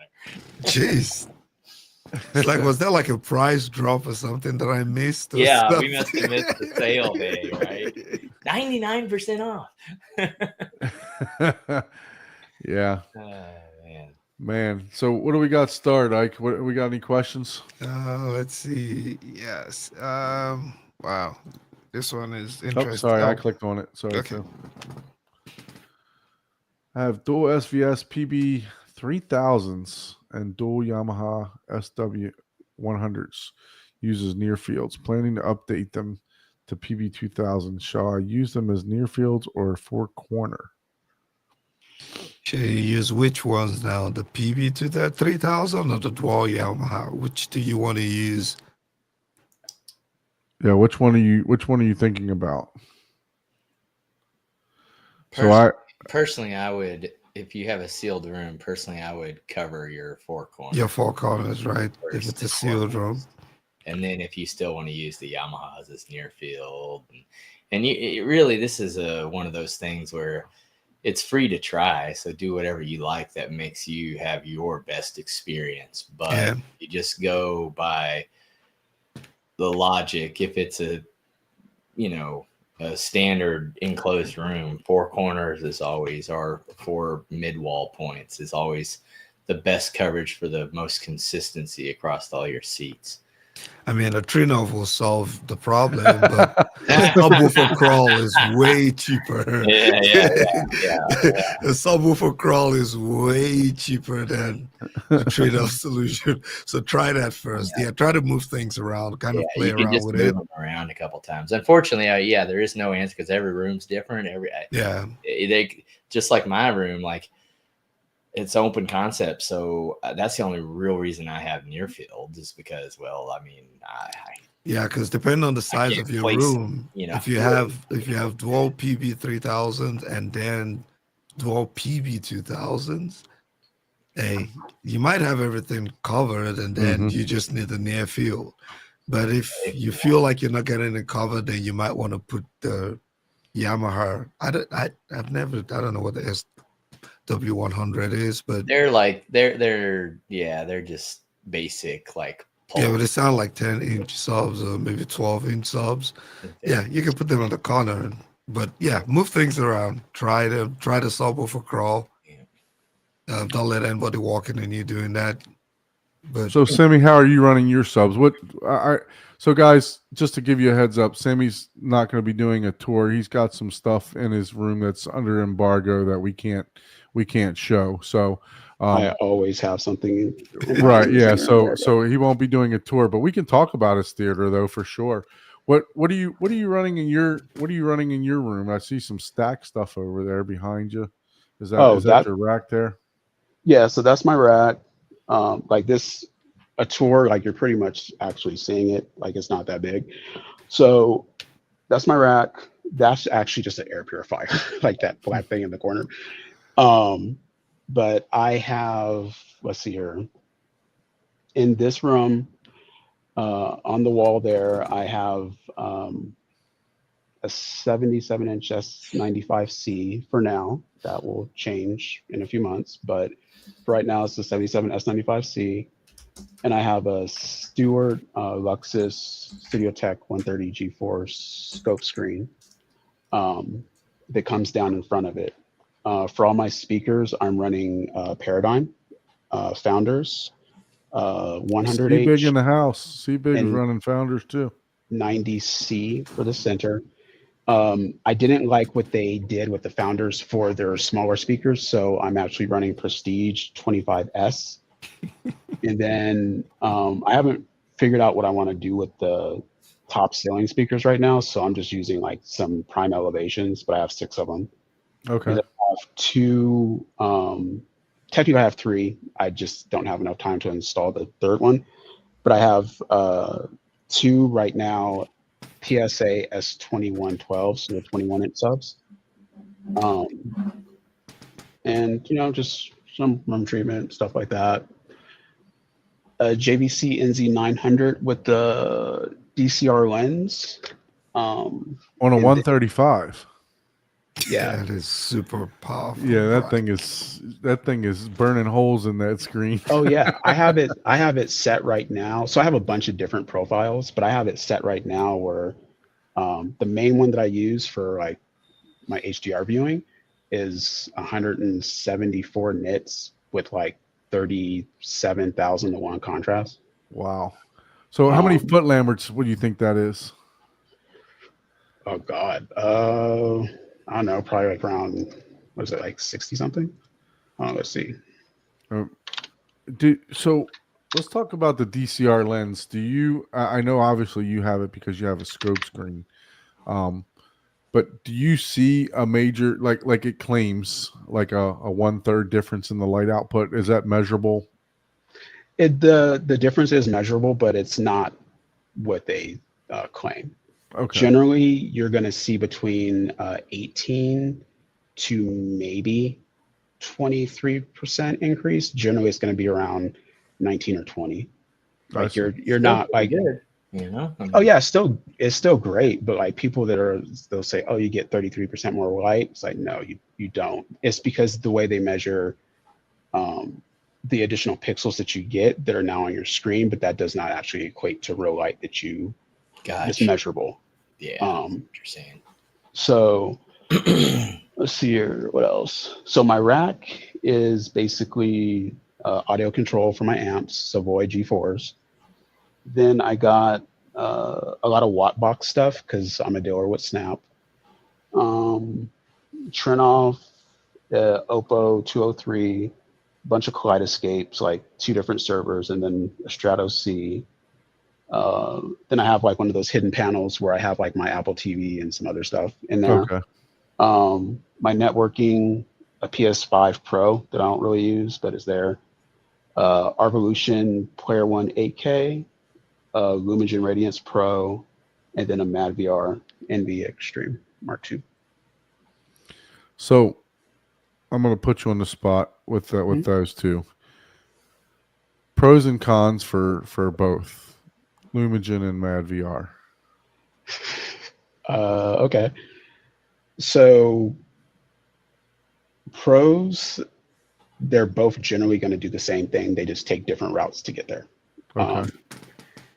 They are roughly going to look the same if they're set up properly, which they should, right? Because once you calibrate, if you hit the delta of 3, then or a delta of 2 or delta of 1, it should be the same, right? Well, I mean, yes and no. There's going to be some differences, but not even talking about delta. Let's just say that the picture's accurate, or let's say the picture's inaccurate. Doesn't really matter.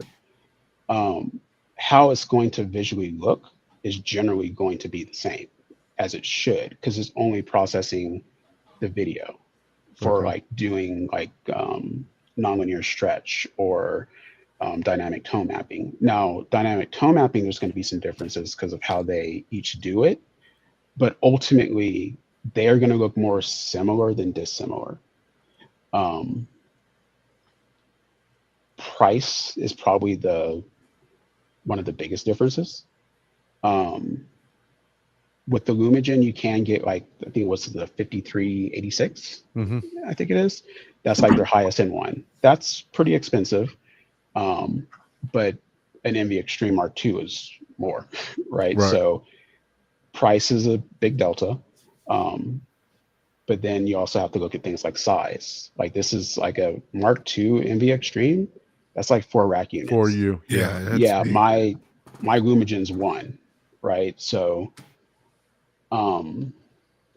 for the most part, pros on the NV side would be I don't want to say that the Lumigen doesn't have IP control, because you can connect it to, say, for instance, Control 4, for instance. Like so you can fully control it. Yep. Yeah, exactly. So you can control it. But the NV is like truly like IP control. So it can find other devices on your network and control them, for instance. If you have the Mark II Extreme, you can do like geometry correction. You can do motion AI if you wanted to use that. You can't really game on a NV, like you actually really cannot. It has a pass-through port that actually processes the picture. None, absolutely zero. There is no processing on it at all. So like if you wanted dynamic tone mapping, too bad, you can't get it. The latency is extremely high on the NV. So that's why you cannot game. It's effectively like 6 frames. Yeah, that's all good. Yeah. For FPS games. Yeah. Right. So it's a couple headshots. Like a plus on the Lumigen side is that you can game. Like I measured it. I know Jim says that it's like 3 milliseconds. When I measured it, it was 2. It only has 2 milliseconds of latency. And that's in the gaming mode though, right? That's in the gaming mode. But even outside the gaming mode, I measured only 19 milliseconds. So like you can game with the Lumigen. You cannot do that with an NV. And that's with all processing. So the Lumigen can be used as a switcher, right? If you need that. So they both have benefits, right? It just depends on your use case, what you want, right? Yeah. So like, but they also both have things that they could do better on. Like they can both improve like in multiple areas. None of them are really bad, and there's ways to work around the issues that they have, but I prefer that they didn't have those issues just in general. Outside of that, I would say that really it just depends on what you want to do. Like if you're really into IP control, I would probably look, I would probably look for at the Envy. So like for instance, I don't even know if you'll be able to see it, but so I'm gonna turn on my system. I'm curious if that newly announced Lumigen, the one that is supposedly coming out or should have come out, I don't even know. No, it's not out yet. If that will, because it's also a little on the expensive side compared to the current models, right? If that would have proper IP control and all that stuff. Yeah, I don't know. They haven't really released. They haven't put out much info on it. They just announced it, but the Artisan. Yep, I wonder if that. So, like for instance, and not that you can't do this type of stuff with like Lumigen, for instance, like because you Oh, sorry. can. Let me stop sharing so that we can see that. Let me stop sharing. Oh no, you're fine. We can highlight on you. So it's not like you can't do this type of stuff in Lumigen, because you can, but like, say for instance, let's go with something. Yeah, let's go here. Let's go to the scene. I don't know what that scene is, but whatever. Can you make sure you mute the sound so we don't get copyright? Oh yeah. There we go. Okay. So I've just paused it right now. So like one of the things that you could do with this is you can tie this to, for instance, like your projector, to have it switch different picture modes based off of profiles, because it has a profile system. They're not like memories, because usually with a memory in a device, it's not just one setting, it's an entire set of settings that are applied and saved to that memory. With the Envy, you can like do profiles where you can change one setting and then it overlaps or sits on top of everything else. So like in my case, the way I have mine set up is I have calibration LUTs from CalMan as well as Color Space. And then I also have things on Lumigen as well from CalMan and Color Space. So I can just quickly flip between stuff. But if I wanted to, I can say, I want to turn on the P3 filter for my JVC, automatically have it switch the picture mode that's going to enable the filter, change the profile that's going to change all my LUTs, and change my measured peak luminance. Like you can do a lot of super cool stuff with it. So that's like crazy. If something like that were important to you, then you would probably want to lean more towards like a Mac VR. But if you don't need that type of stuff, and say you just want to have like super fast switching by using the Lumigen as a switcher, plugging everything into there, the Lumigen can pass audio. Like an Envy can't pass audio. This is meant to be at the end of the chain. You can have all your audio routed through a Lumigen. So depending on how your system's set up, you could utilize that. So I think probably the biggest thing that people should realize with these is that these are CI products, like these are custom install products. Right. So yeah, can you go out and just buy one and set up yourself? Sure. Should you? No, like you really shouldn't. Like someone should be coming out and setting these up. And if a dealer sells both, based off of your actual needs, should determine what they're giving you, not just, I'm going to sell you the thing at the highest margin, because that doesn't really help anybody. Like if they're really trying to help you, they'll say, okay, this is my budget. This is what I'm trying to do. and then pair you with what is appropriate. That's really what should be happening with these things. Yeah. Yeah, definitely. And that's why I didn't put you on the spot to ask you which one you chose. I just wanted you to give me some pros and cons, but it sounds like you're implementing both of them in your system depending on your use case, which Correct. is exactly what you should do for everything that you purchase, right? Depending on your use case. And while Paul's digging in, we forgot to check on the first beer. What was the first beer, Paul? Oh, it's a repeat. Yeah, it's the same one. Okay. Tangerine Riot. Okay. It's the beer of the evening. I started off late tonight because I was just finishing my other drinks since I ate late today. So yeah, because I think if you're like a heavy gamer, if you game in your theater, then and the IP and all the other stuff doesn't really matter to you. The Lumigen really. That Addison, though, at that price point, it's like, what, $12,000? I think it's close to 14. I am curious. Yeah, with everything going now, it's probably going to be 15 grand when it comes out. I am so curious to see, because it has HDMI 2.1 and all that cool spec. Yeah, I mean, I think it would be good. I think, like, you have people that are, like, fans of these products. Yeah. And I mean, that's fine. Myself personally, I don't really care at the end of the day. Like, I have both for a very specific reason, just because when I go out and do calibrations and I need to be kept abreast with anything that changes and stay up on my skill set. And then, for instance, like someone might call me and ask me like, hey, I see this in this piece of content. I can check and see if it's specific to this processor, or if it's this calibration software that causes it, or this one. So I have a use case for both. Most people won't, right? Yeah. But I mean, people like get very defensive about like these products, and I get it, but it's like, are you the owner? Are you a stockholder?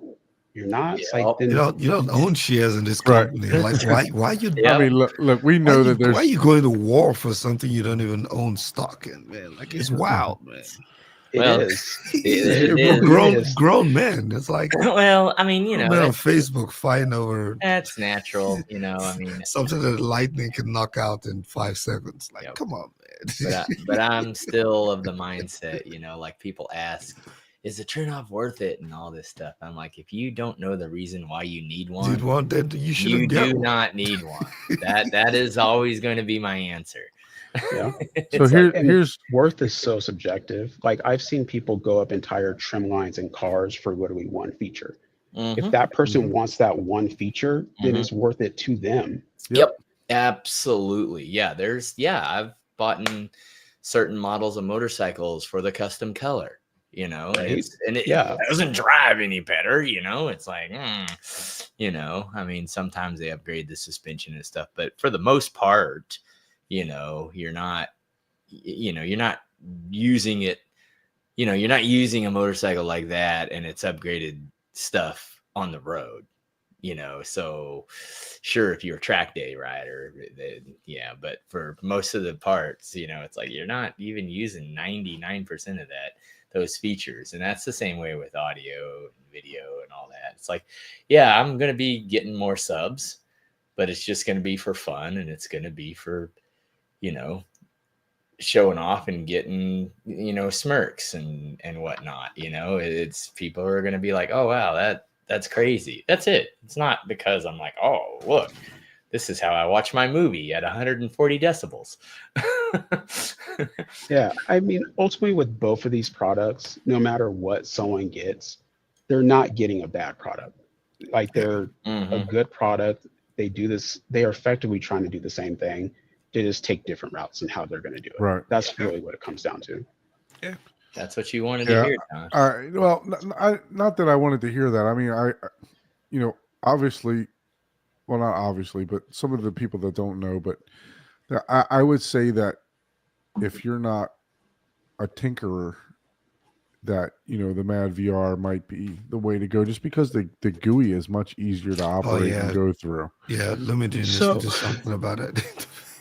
Okay, so the thing about that, so it's not that I have a problem with it when people say that. Okay, the way the Lumigen is set up, it's actually super simple. Like, it's really simple. It's based on input, output, and global. Yeah. And then it uses video terms, right? So if you're not familiar with video terms and you don't understand, so it's a menu tree. That's really all it is, right? It's like you select this and you get these two options. You select options, this, right? So it's a tree, and it's literally broken up into input, output, and like global. The video terms are pretty straightforward. There's some stuff in there that kind of dated, doesn't really necessarily need to be used, especially in like digital video today. But it's not that it's hard to use. Like, it's actually pretty simple if you understand those the things. lingo. Right. Where the NV, on the other hand, I'm not going to say it's any easier or harder. It depends on someone's level of knowledge or acumen, right, for video. So if you go into an NV, you have like 20 pages that's broken up between 4 menus. So now you have to remember which menu you're in and which page of that menu the item that you want is. It's presented better. It definitely is presented in a more appealing way, but it doesn't necessarily make it any easier to use, right? So if I tell you to go in and set it up for an anamorphic lens, you need to know what you're looking for. If you don't know what you're looking for, you can't do it. So that's even with the NV. And that's the same thing with the Lumigen. Like, you just have to know what you're looking for in terms of terminology. Yeah, and I mean, being CI products, right, they're not designed for the average consumer to be in there anyways, messing around and trying to. Yeah, once you get this set up, once you get one of these set up, honestly, you should never really have to touch it, like, ever. Yeah. Hence the reason why I was talking about getting you down to my area. Yeah, I mean, where are you? I'm in South Florida. It'll be a nice warm vacation for you. I'm an hour from Miami. Yeah, I mean, Sammie has been close. There's been in the Texas area a few times. Still haven't been able to track him, man. Yeah, so I actually might. Don't tell me if I'm not going to see you, bro. Just don't. If you're not going to come, don't even tell me. I'll let you know, and I'll let you know in 2 months. In 2 months, I'll let you know if I'll be in your area. Okay. I might have a Lumigen by then. So. That's even VR, whichever one comes first. Well, he can remote do the Lumigen for you. Yeah. Well, I could technically do the NV too, right? So, like, for instance, like, you can hire Chris Daring, for instance. He'll make you a custom config and send it to you. And you just load it on your Lumigen. Yeah. Like, if you said, like, hey, can you make me a config for an NV? I can configure an NV, download the file, send it to you, and just load it. Now, it wouldn't be like calibrated, but in terms of setup, I already got you 2 customers in South Florida. Bill's right down the road from me. No, I actually might be in both of those areas soon, because I think I'll be doing a Barco in Texas soon, and I believe I'll probably be doing, I think, a Christie in Florida probably pretty soon. So Florida's pretty big, so we got to narrow that down. It could take that's true. 6 hours. And Texas is big too. Yeah. Like I said, Texas is huge. You could be in South part of the island. That's 12 hours for me. Yeah. Yeah. So you got to narrow that down, whether it's worth your while. But yeah. So we got a couple questions. Bill actually says, "Would like to know Sammie's thoughts on the Player One 8K." Bill has some vested interest in this because he is, or he was involved with Arvolution. So, what are your thoughts on the Player One 8K? Are you using it? Yeah, I actually use it quite a lot.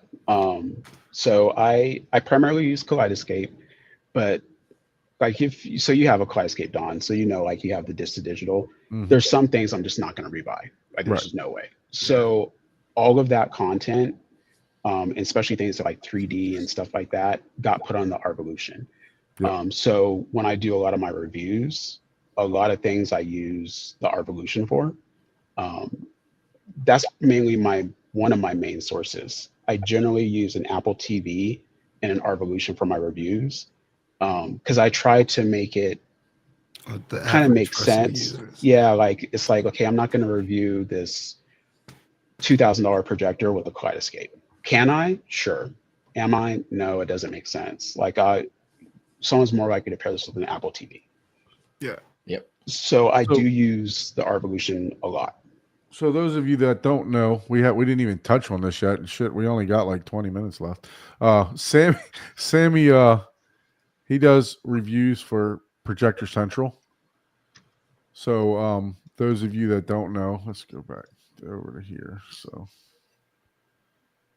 yep. So Sammie does a lot of stuff on here for Projector Central. For the reviews, and you said you're also an editor on here, correct? Yeah. Well, yeah. So when you're a reviewer, generally you're like a contributing technical editor. That's generally what your title kind of is when you do reviews for like a publication.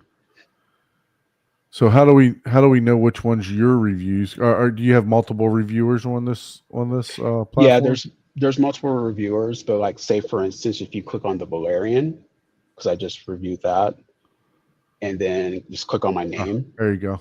See you there. Click on his name. It should pop up all.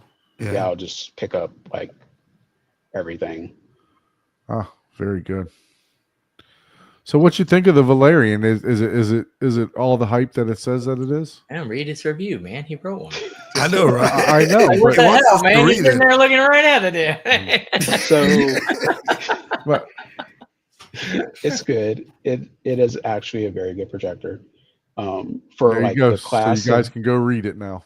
Yeah, for the class of a lifestyle projector, it's one of the better ones that I tested. It does have some issues. I think some people will see them, some people won't. And depending on how you have it set up, the issues can be more exaggerated.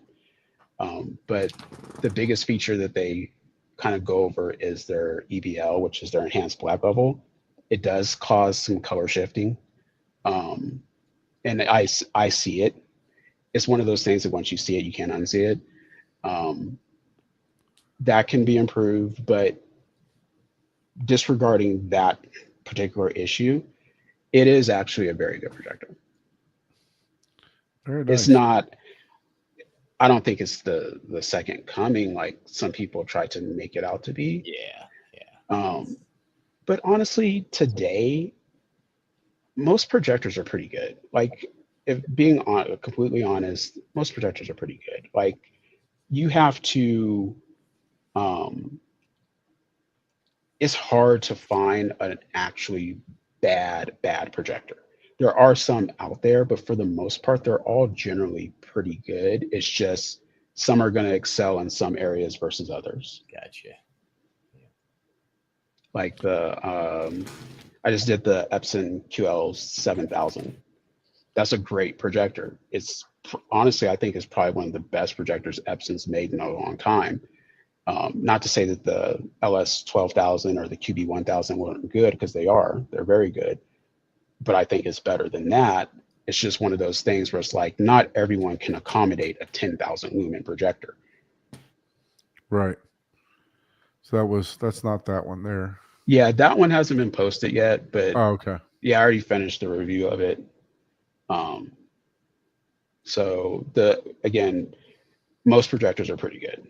Like, you have to like almost try to find a bad projector.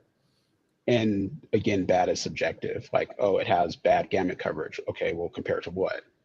A Christie? Like, what are you talking about? So,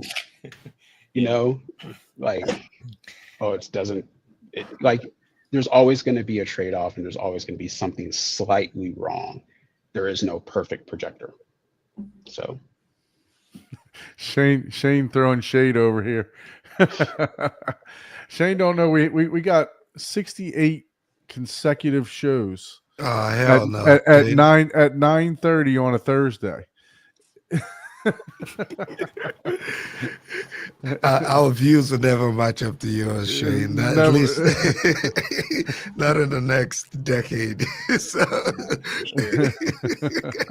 please don't take our viewers away from us, Shane.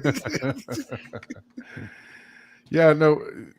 So I was curious about that Epson too. 10,000 nits. We're and obviously we'll see your review on it. Thoughts, just real quick. Thoughts on the black levels on that. That's obviously going to be a question, right? With when you're pushing out that kind of nits. It's going to be roughly the same as a QB 1000 or LS 12,000. Okay. So with projection, obviously, the brighter you run it, you have to raise everything, right? You can't make black out of nothing. So as you turn up the light, you are going to raise the black floor. Your contrast, though, with that particular projector always kind of hovers around the same area. So I wouldn't expect any worse than like if you're running a QB 1000 or LS 12,000 super bright, it's going to be about the same. So advantage for HDR? Yeah, I mean, well, yes and no. So HDR is, I mean, how can I put this? It's literally in the name, right? High dynamic range. Mm-hmm. Dynamic range is the difference between black and white, right? The brighter your white, but the darker your black. So if you can get zero black, you're going to have excellent contrast, excellent dynamic range. So your black floor can only it's going to get so high. You can't get it lower once you start running it at like 10,000 lumens, right? It's going to have lower dynamic range than if you're running it at a lower luminous level. Now, you can hit, say, for instance, the DCI spec that they have for 300 nits. You can hit that easily. Like, that is not a problem. But with a more limited dynamic range. So when you go to see, like, I don't know, okay, let's take a JVC and let's take a Sony. If you brightness match them and you watch content that's, say, quote unquote HDR, and disregard tone mapping, let's just say it's just HDR, the JVC is going to have a higher dynamic range because it has a lower black floor. So it's going to make HDR look effectively better generally, unless you're willing to sacrifice the black floor for things like brighter highlights, which you could do with some other projectors. So like a Sony is going to have slightly brighter highlights, like at least with the 8100, for instance. It does good at HDR. If it had a lower black floor, it would look a little bit better because it would have more dynamic range, but it looks good. And the dynamic tone mapping is actually pretty good. The static tone mapping, I was actually surprised was as good as it was. Like, it's actually really good because you can set specifically, not specifically within a range, the nit value that you're getting on screen. So that's useful. But overall, it's a good projector. It's just one of those things that, again, pair it properly, right? Because you don't want to put it on, say, a 130-inch screen that's only the 17-foot throw, and then you want it dimmer. It's like you can only get it so dim, right? You can only turn that laser so much. So I think the QL7000 is going to be great for, I would probably start, honestly, at about 150 inches, maybe 160 for that projector. But what kind of throw ratio? Like 20 feet? It depends on the lens that you use. Yeah, that's true. They have the interchangeable lenses. You're correct on that. Yeah, I forgot about that. So, and if that were possibly too bright, then you still have the QL3000, which is 6,000 lumens. So that's cool. That's cool. We're actually, and I posted it in the chat, I think.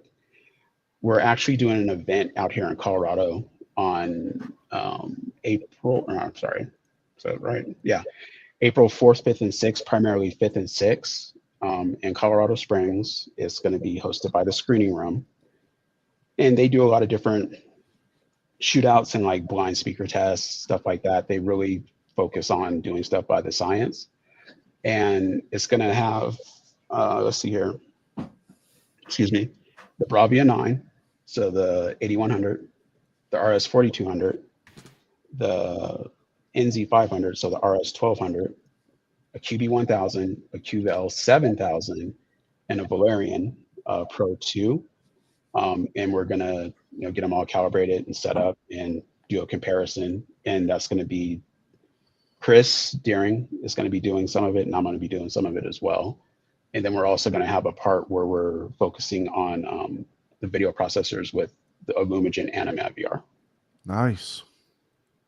So if anyone's in Colorado during that time, you could go to that page that's the ad that he's showing here, and you can RSVP to attend. It doesn't cost anything to go. When is that going to be again? What date? April 5th and 6th. 5th and 6th. Okay. Yeah, because I was looking to get out to Colorado during CEDIA this year. Yeah, CEDIA is fun. Yep. If you've never been, it's cool to go. So. Yep, I plan to be there this year too. I usually watch the TV. You guys didn't stream this one live last year, did you? No. I think they streamed a couple of these live, and I actually watched them. I was able to watch previously. Is that not the one these guys do, Value Electronics? But that's the TV. That's the TV shootout, right? That's the TV shootout. Yeah. Yeah, no, this wasn't the Value Electronics one. So right. Yeah. I know that they did clip some stuff, mm-hmm. And had some video for it, but I don't think any of it was actually streamed. Because there was a website you could sign up to see it. I do remember that, specifically signing up at the Screening Room to be able to watch. It might have been a couple years back that it was actually live, but yeah, I or it may have just been that you can view the video of maybe it, that was it. Yeah, so I mean, they do some cool stuff. They really do some cool stuff. Like they'll do like a blind speaker test, and like they'll have like Dr. Sean Olive come out and like speak and just different things like that. And it is really kind of based on the science, because usually with this stuff, if a projector is all the same, like you can view stuff out of the box, that's fine, because they each have their own color imagery that they've changed to make it look a certain way. But there is actually a standard for video. And if you calibrate something to meet that standard and then you compare them to one another, you're going to find more often than not that most stuff that you're going to look at is going to look exactly the same. Like, and it should, again, like you should not have a huge difference in how something looks with video if it's capable of being accurate. What you're going to start to notice is a difference in things like contrast, peak highlights, stuff like that. And then when you start going into stuff like tone mapping, there's no real standard for tone mapping. So it's kind of like their own little, sometimes it's going to be like their own little spin on it. But they should all roughly look almost the same. And that's what people usually end up coming out of these things, finding out. So guys, we're coming to the end of the show. If you got any questions for Sammie, now's the time to hit them up in the comments. We did have two other questions. So one of them was about the Arvolution AK Pro. You guys run a NAS. I find the Arvolution AK Pro loud when reading the hard drive. Never had a bad looking at Arvolution NAS for ease of price, and just insane. Anyone else have this issue? So when I had this as a PD and the Arvolution, yes, you're going to hear the hard disk spin. Yeah. So my suggestion is get it out of the room. Yeah, just get a NAS. The easiest thing to do is put the player in a different room and run your HDMI cable get a longer HDMI cable and get it out of the room somewhere if you can. Put it in a different room, punch a hole through the wall. That's the easiest thing to do if you don't want to invest in a NAS. Actually, Ike and I were talking about NAS now. They're not cheap to get a decent one. It depends on how much storage you need, how much. And I had the Arvolution NAS in for review. It's a fantastic NAS, but it's made for the Arvolution. It's not made really to do much else, right? So it's kind of locked down. So if and I'm an Arvolution dealer, and I like Sammie said, I don't want to sell you something for the highest margin, right? So if you have the opportunity to get a different NAS, it's going to work the same with your Arvolution. So that's just my suggestion on that. As far Bill may have different opinions of that, but as far as a NAS itself, it's more useful to have like a Synology or a QNAP, like Paul was talking about. It depends on your use case. If you're not very tech savvy, the Arvolution is 100% the way to go. You plug your drives in, they format it for you, and when you pop your disk in, it will copy for you, right? So that's ease of use. That's the way to go. If you're tech savvy, you can probably get yourself a different brand of NAS to where it's more open platform for you, to be able to do multiple things on it. So that's my suggestion. Ike, you have the Arvolutions in for review. You had both of them. I only use the internal bay for review and testing. I wouldn't recommend, especially if it's loud enough to distract you or you can hear it. I wouldn't recommend it as your long-term constant. If your room is big enough or your rack is just in a separate space where it's not that loud, that works. But once you start asking about it, then it means it's probably bothering you. But a NAS is a good long-term solution. If you can invest, you don't have to start. Well, I don't know. If you want to go 8-bay, it will cost you as much as a Clyde Escape strategy. Yeah, buy the drives and everything. Mm-hmm. So it's something you got to look into and then decide what works best for you. You got to decide, yeah. But I don't use it for my regular watching movie, just for reviews and testing.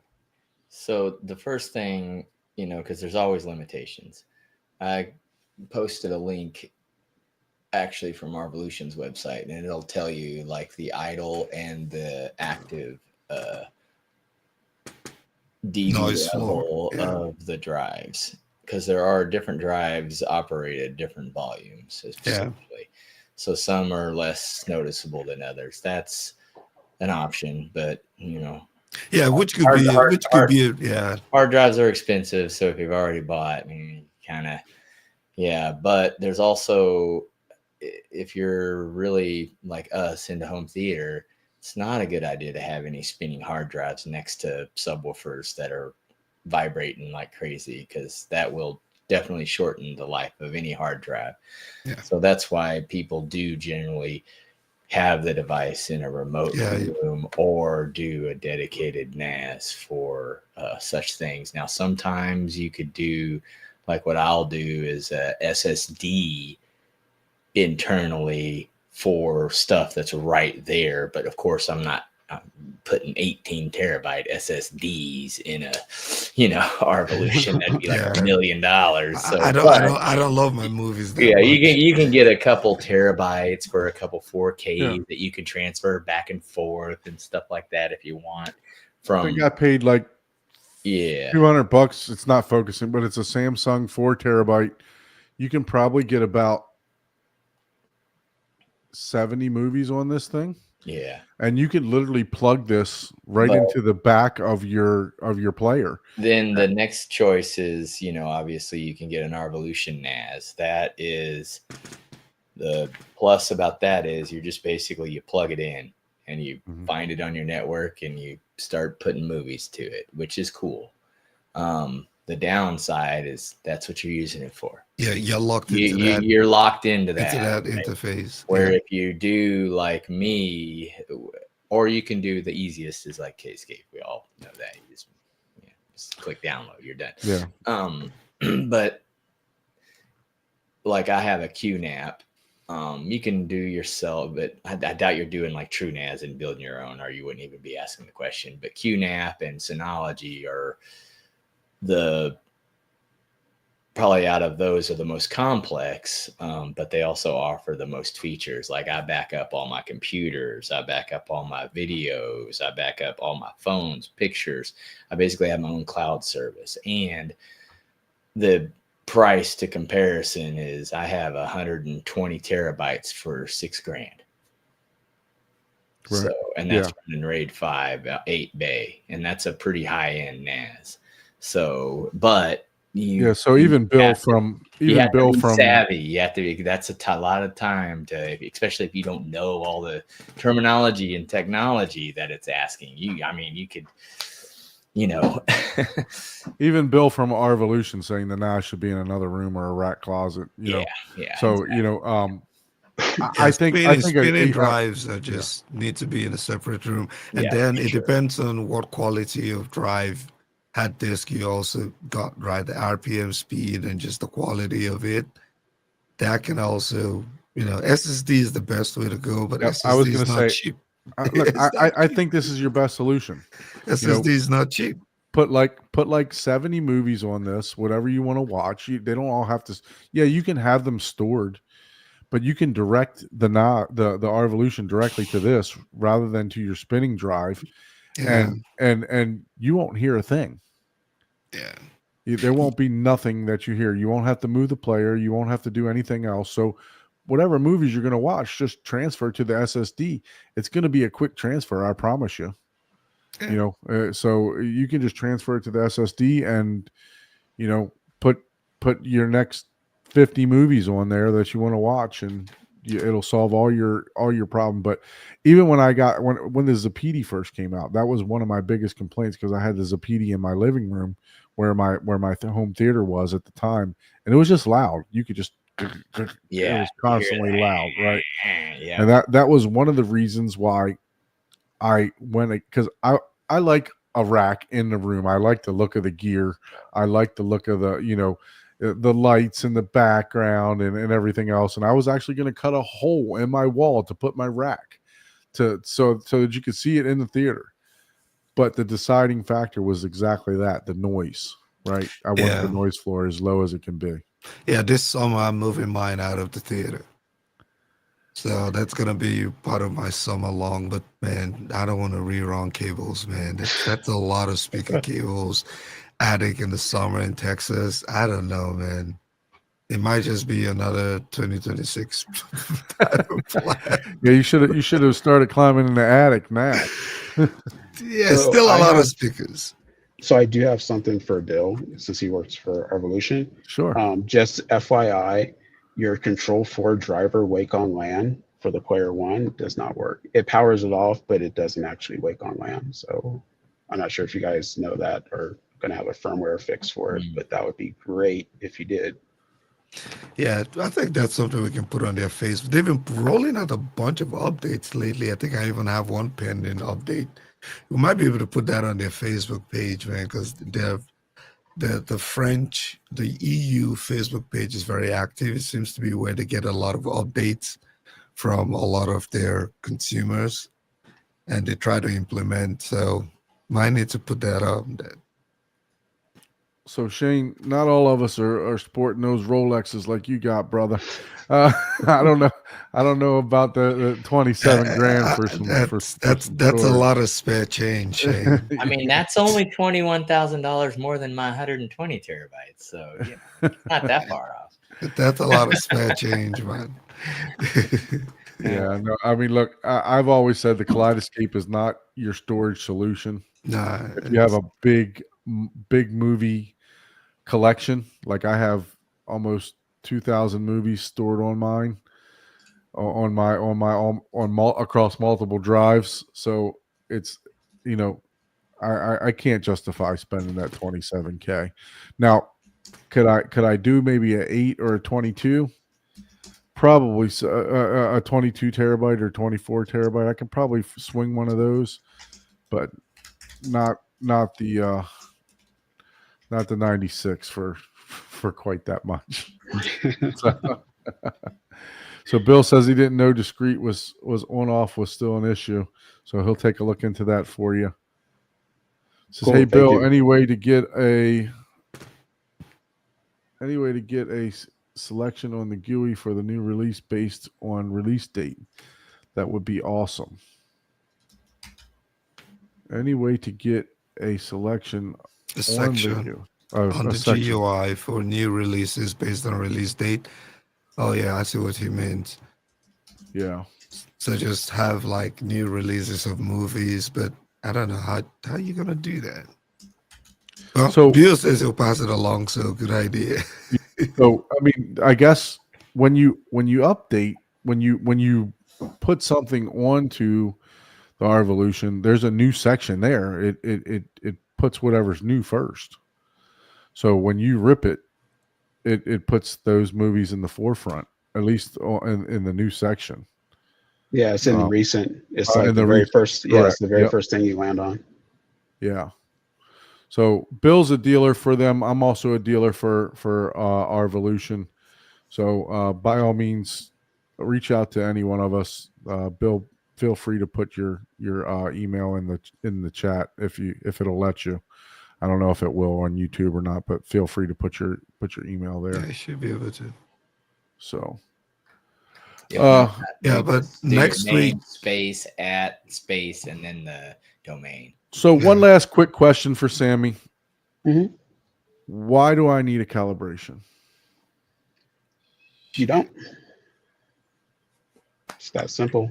You don't know what you're missing. I love Sammie.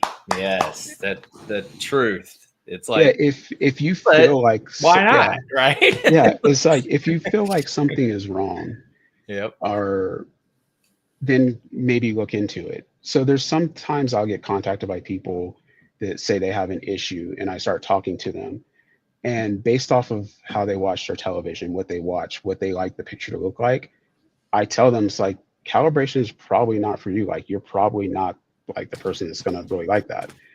Yeah. At the same time, sometimes they'll have an issue and it's like, no, you can't actually fix that with calibration because it's inherent to the display. So there's some people that need a calibration, right? Like if your work requires it, if you're doing color grading, if you are a photographer, if you are doing editing, stuff like that makes sense. If you are like an enthusiast and you just want to know that your picture is accurate, then yeah, you're person that might be interested in calibration. If you have say you get a projector and you could tell that it looks wrong, because there's certain things that we are all familiar with, right? There's things like memory colors, or say you're a huge sports fan. Like I'm not a huge sports fan, right? But say for instance, I was a Denver's Bronco fan. Their orange is a very specific orange. And if I knew, like if I was watching that on a TV and I saw that it was off, it's like, whoa, that's wrong. I would probably want it fixed. But most things today, depending on what it is, are somewhat close enough to being accurate. Now, there's some things that are just wildly wrong. But like if you get like, say, an Epson and you put it in natural, that's pretty close. And if you're happy with it, you don't need a calibration. Like, could it be better? Yes, everything could always be better, but no one necessarily needs a calibration. Now, you can get more out of certain displays by doing a calibration. So for instance, you have a JVC. If I were to calibrate your JVC, I would put it in high bright profile off, because I have more light to work with to get it correct. And then I run LUTs on your Lumigen. And it's going to be accurate, and you're going to have more brightness than if I started with, say, natural and D65 and then try to adjust from there, right? Because I'm working from uncorrected brightness to something that's already corrected. So you can get more performance out of certain things. But no one needs a calibration. That's the thing. Like, I think people feel that. Yeah, a calibration might not always give you that picture that you think you might get. Because I remember when I first calibrated my LG, right? And it was really good. I spent hours with my cowman and everything, and really good. But I had to get used to this color all over again, right? Because it wasn't giving me that bright popping. I wasn't even, at some point I was like, am I even sure I want to?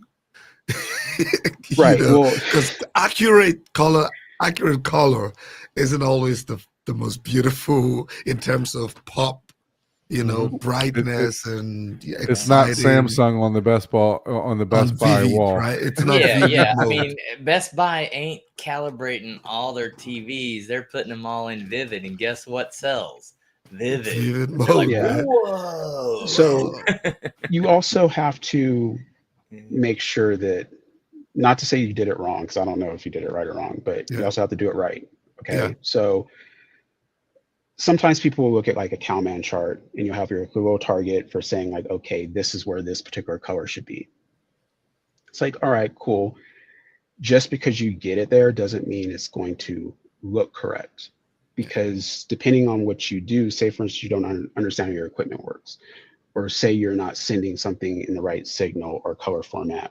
Yeah. Say you have your insertions and delays off, and you have like spikes and luminance. You can create things like posterization. You can create things like, posterization banding.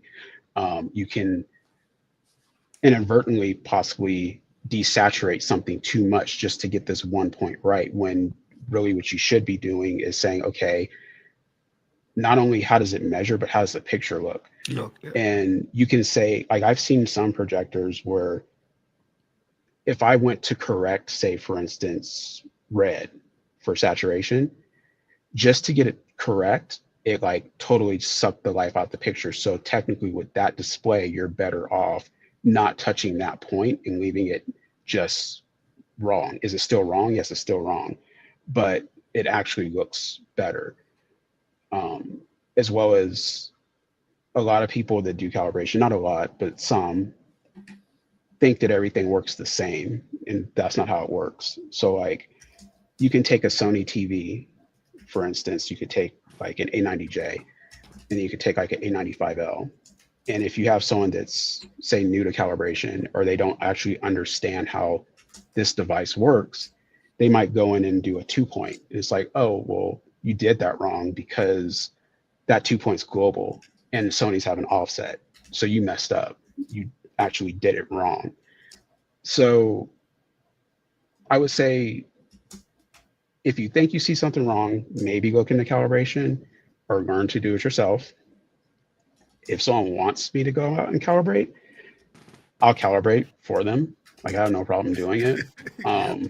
But at the same time, figure out why you think you need to calibrate it first. Like, do you actually need it? And like, I'll help you like figure it out, because I've turned people down before, just because it's not in their best interest in terms of value. Right. But yeah, you don't need a calibration. Just like no one needs a video processor, or no one needs a home theater. Right? Like, no one needs any of this stuff. Is it nice to have? Yeah, it's nice. There you go. It makes it better, but no one needs it.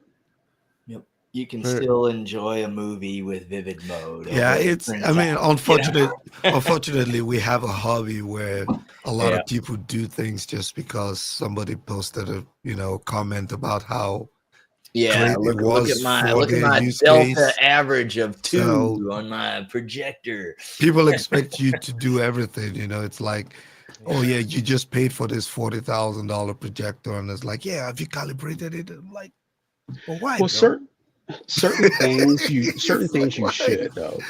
Yeah. So like, if someone goes out and buys a Christie, for instance, because of how they work, you actually do need to calibrate it. Yeah, that's a little different. Yeah, you have to, because it's capable of so much. you're having to almost ring it back in for what you're displaying. For what you're trying to do. Yeah, right. exactly. It's that's an opposite problem though. Yeah, you actually have to. Other things, again, like if someone were to buy a QB1000 and put it in natural and or cinema or whatever, and they're fine with it, cool. Yep. Like that's totally fine. Yeah, I calibrated my UB60, and then after I changed the bulb, I reset everything, and I just put it into cinema. And it's like, I'm not even gonna friggin' worry about it. That takes way too much time. Yeah. Now like, it looks great. I'm good. Now there are benefits. So, like for instance, I have a JVC. Your native contrast generally with the JVC is always going to be roughly around the same area with the aperture fully open. If you have me come out and calibrate it, for instance, chances are you're going to gain contrast. So like in my case, like I said, for just one of the picture modes I have set up, I'm at like 37,000 to 1. I have another one where I'm at like 43,000 to 1 contrast. Wow. Damn. You might have someone come out and calibrate your projector. Say you have, again, a JVC, and by the time they're done, you might have 16,000 contrast. They did it wrong, right? So I would say if anyone's interested, just do your research and figure out who you want to do it, because we are not all the same. Just fly it down to wherever you are. Not before I do though. So no, but seriously, you can Sammie, give them some ways to reach out to you. I know you said Projector Central website. Go to the contact us, and they should be able to reach you there. Yeah, they can reach me through there. The best place to reach me, honestly, is just via my email. So just sdprescottjr@gmail.com. I'm also listed on the ISF website under dealers. So if you go there and you search in Colorado, because it breaks it up by city for where you're at, just search Colorado and you'll just see my name. You can reach me through there.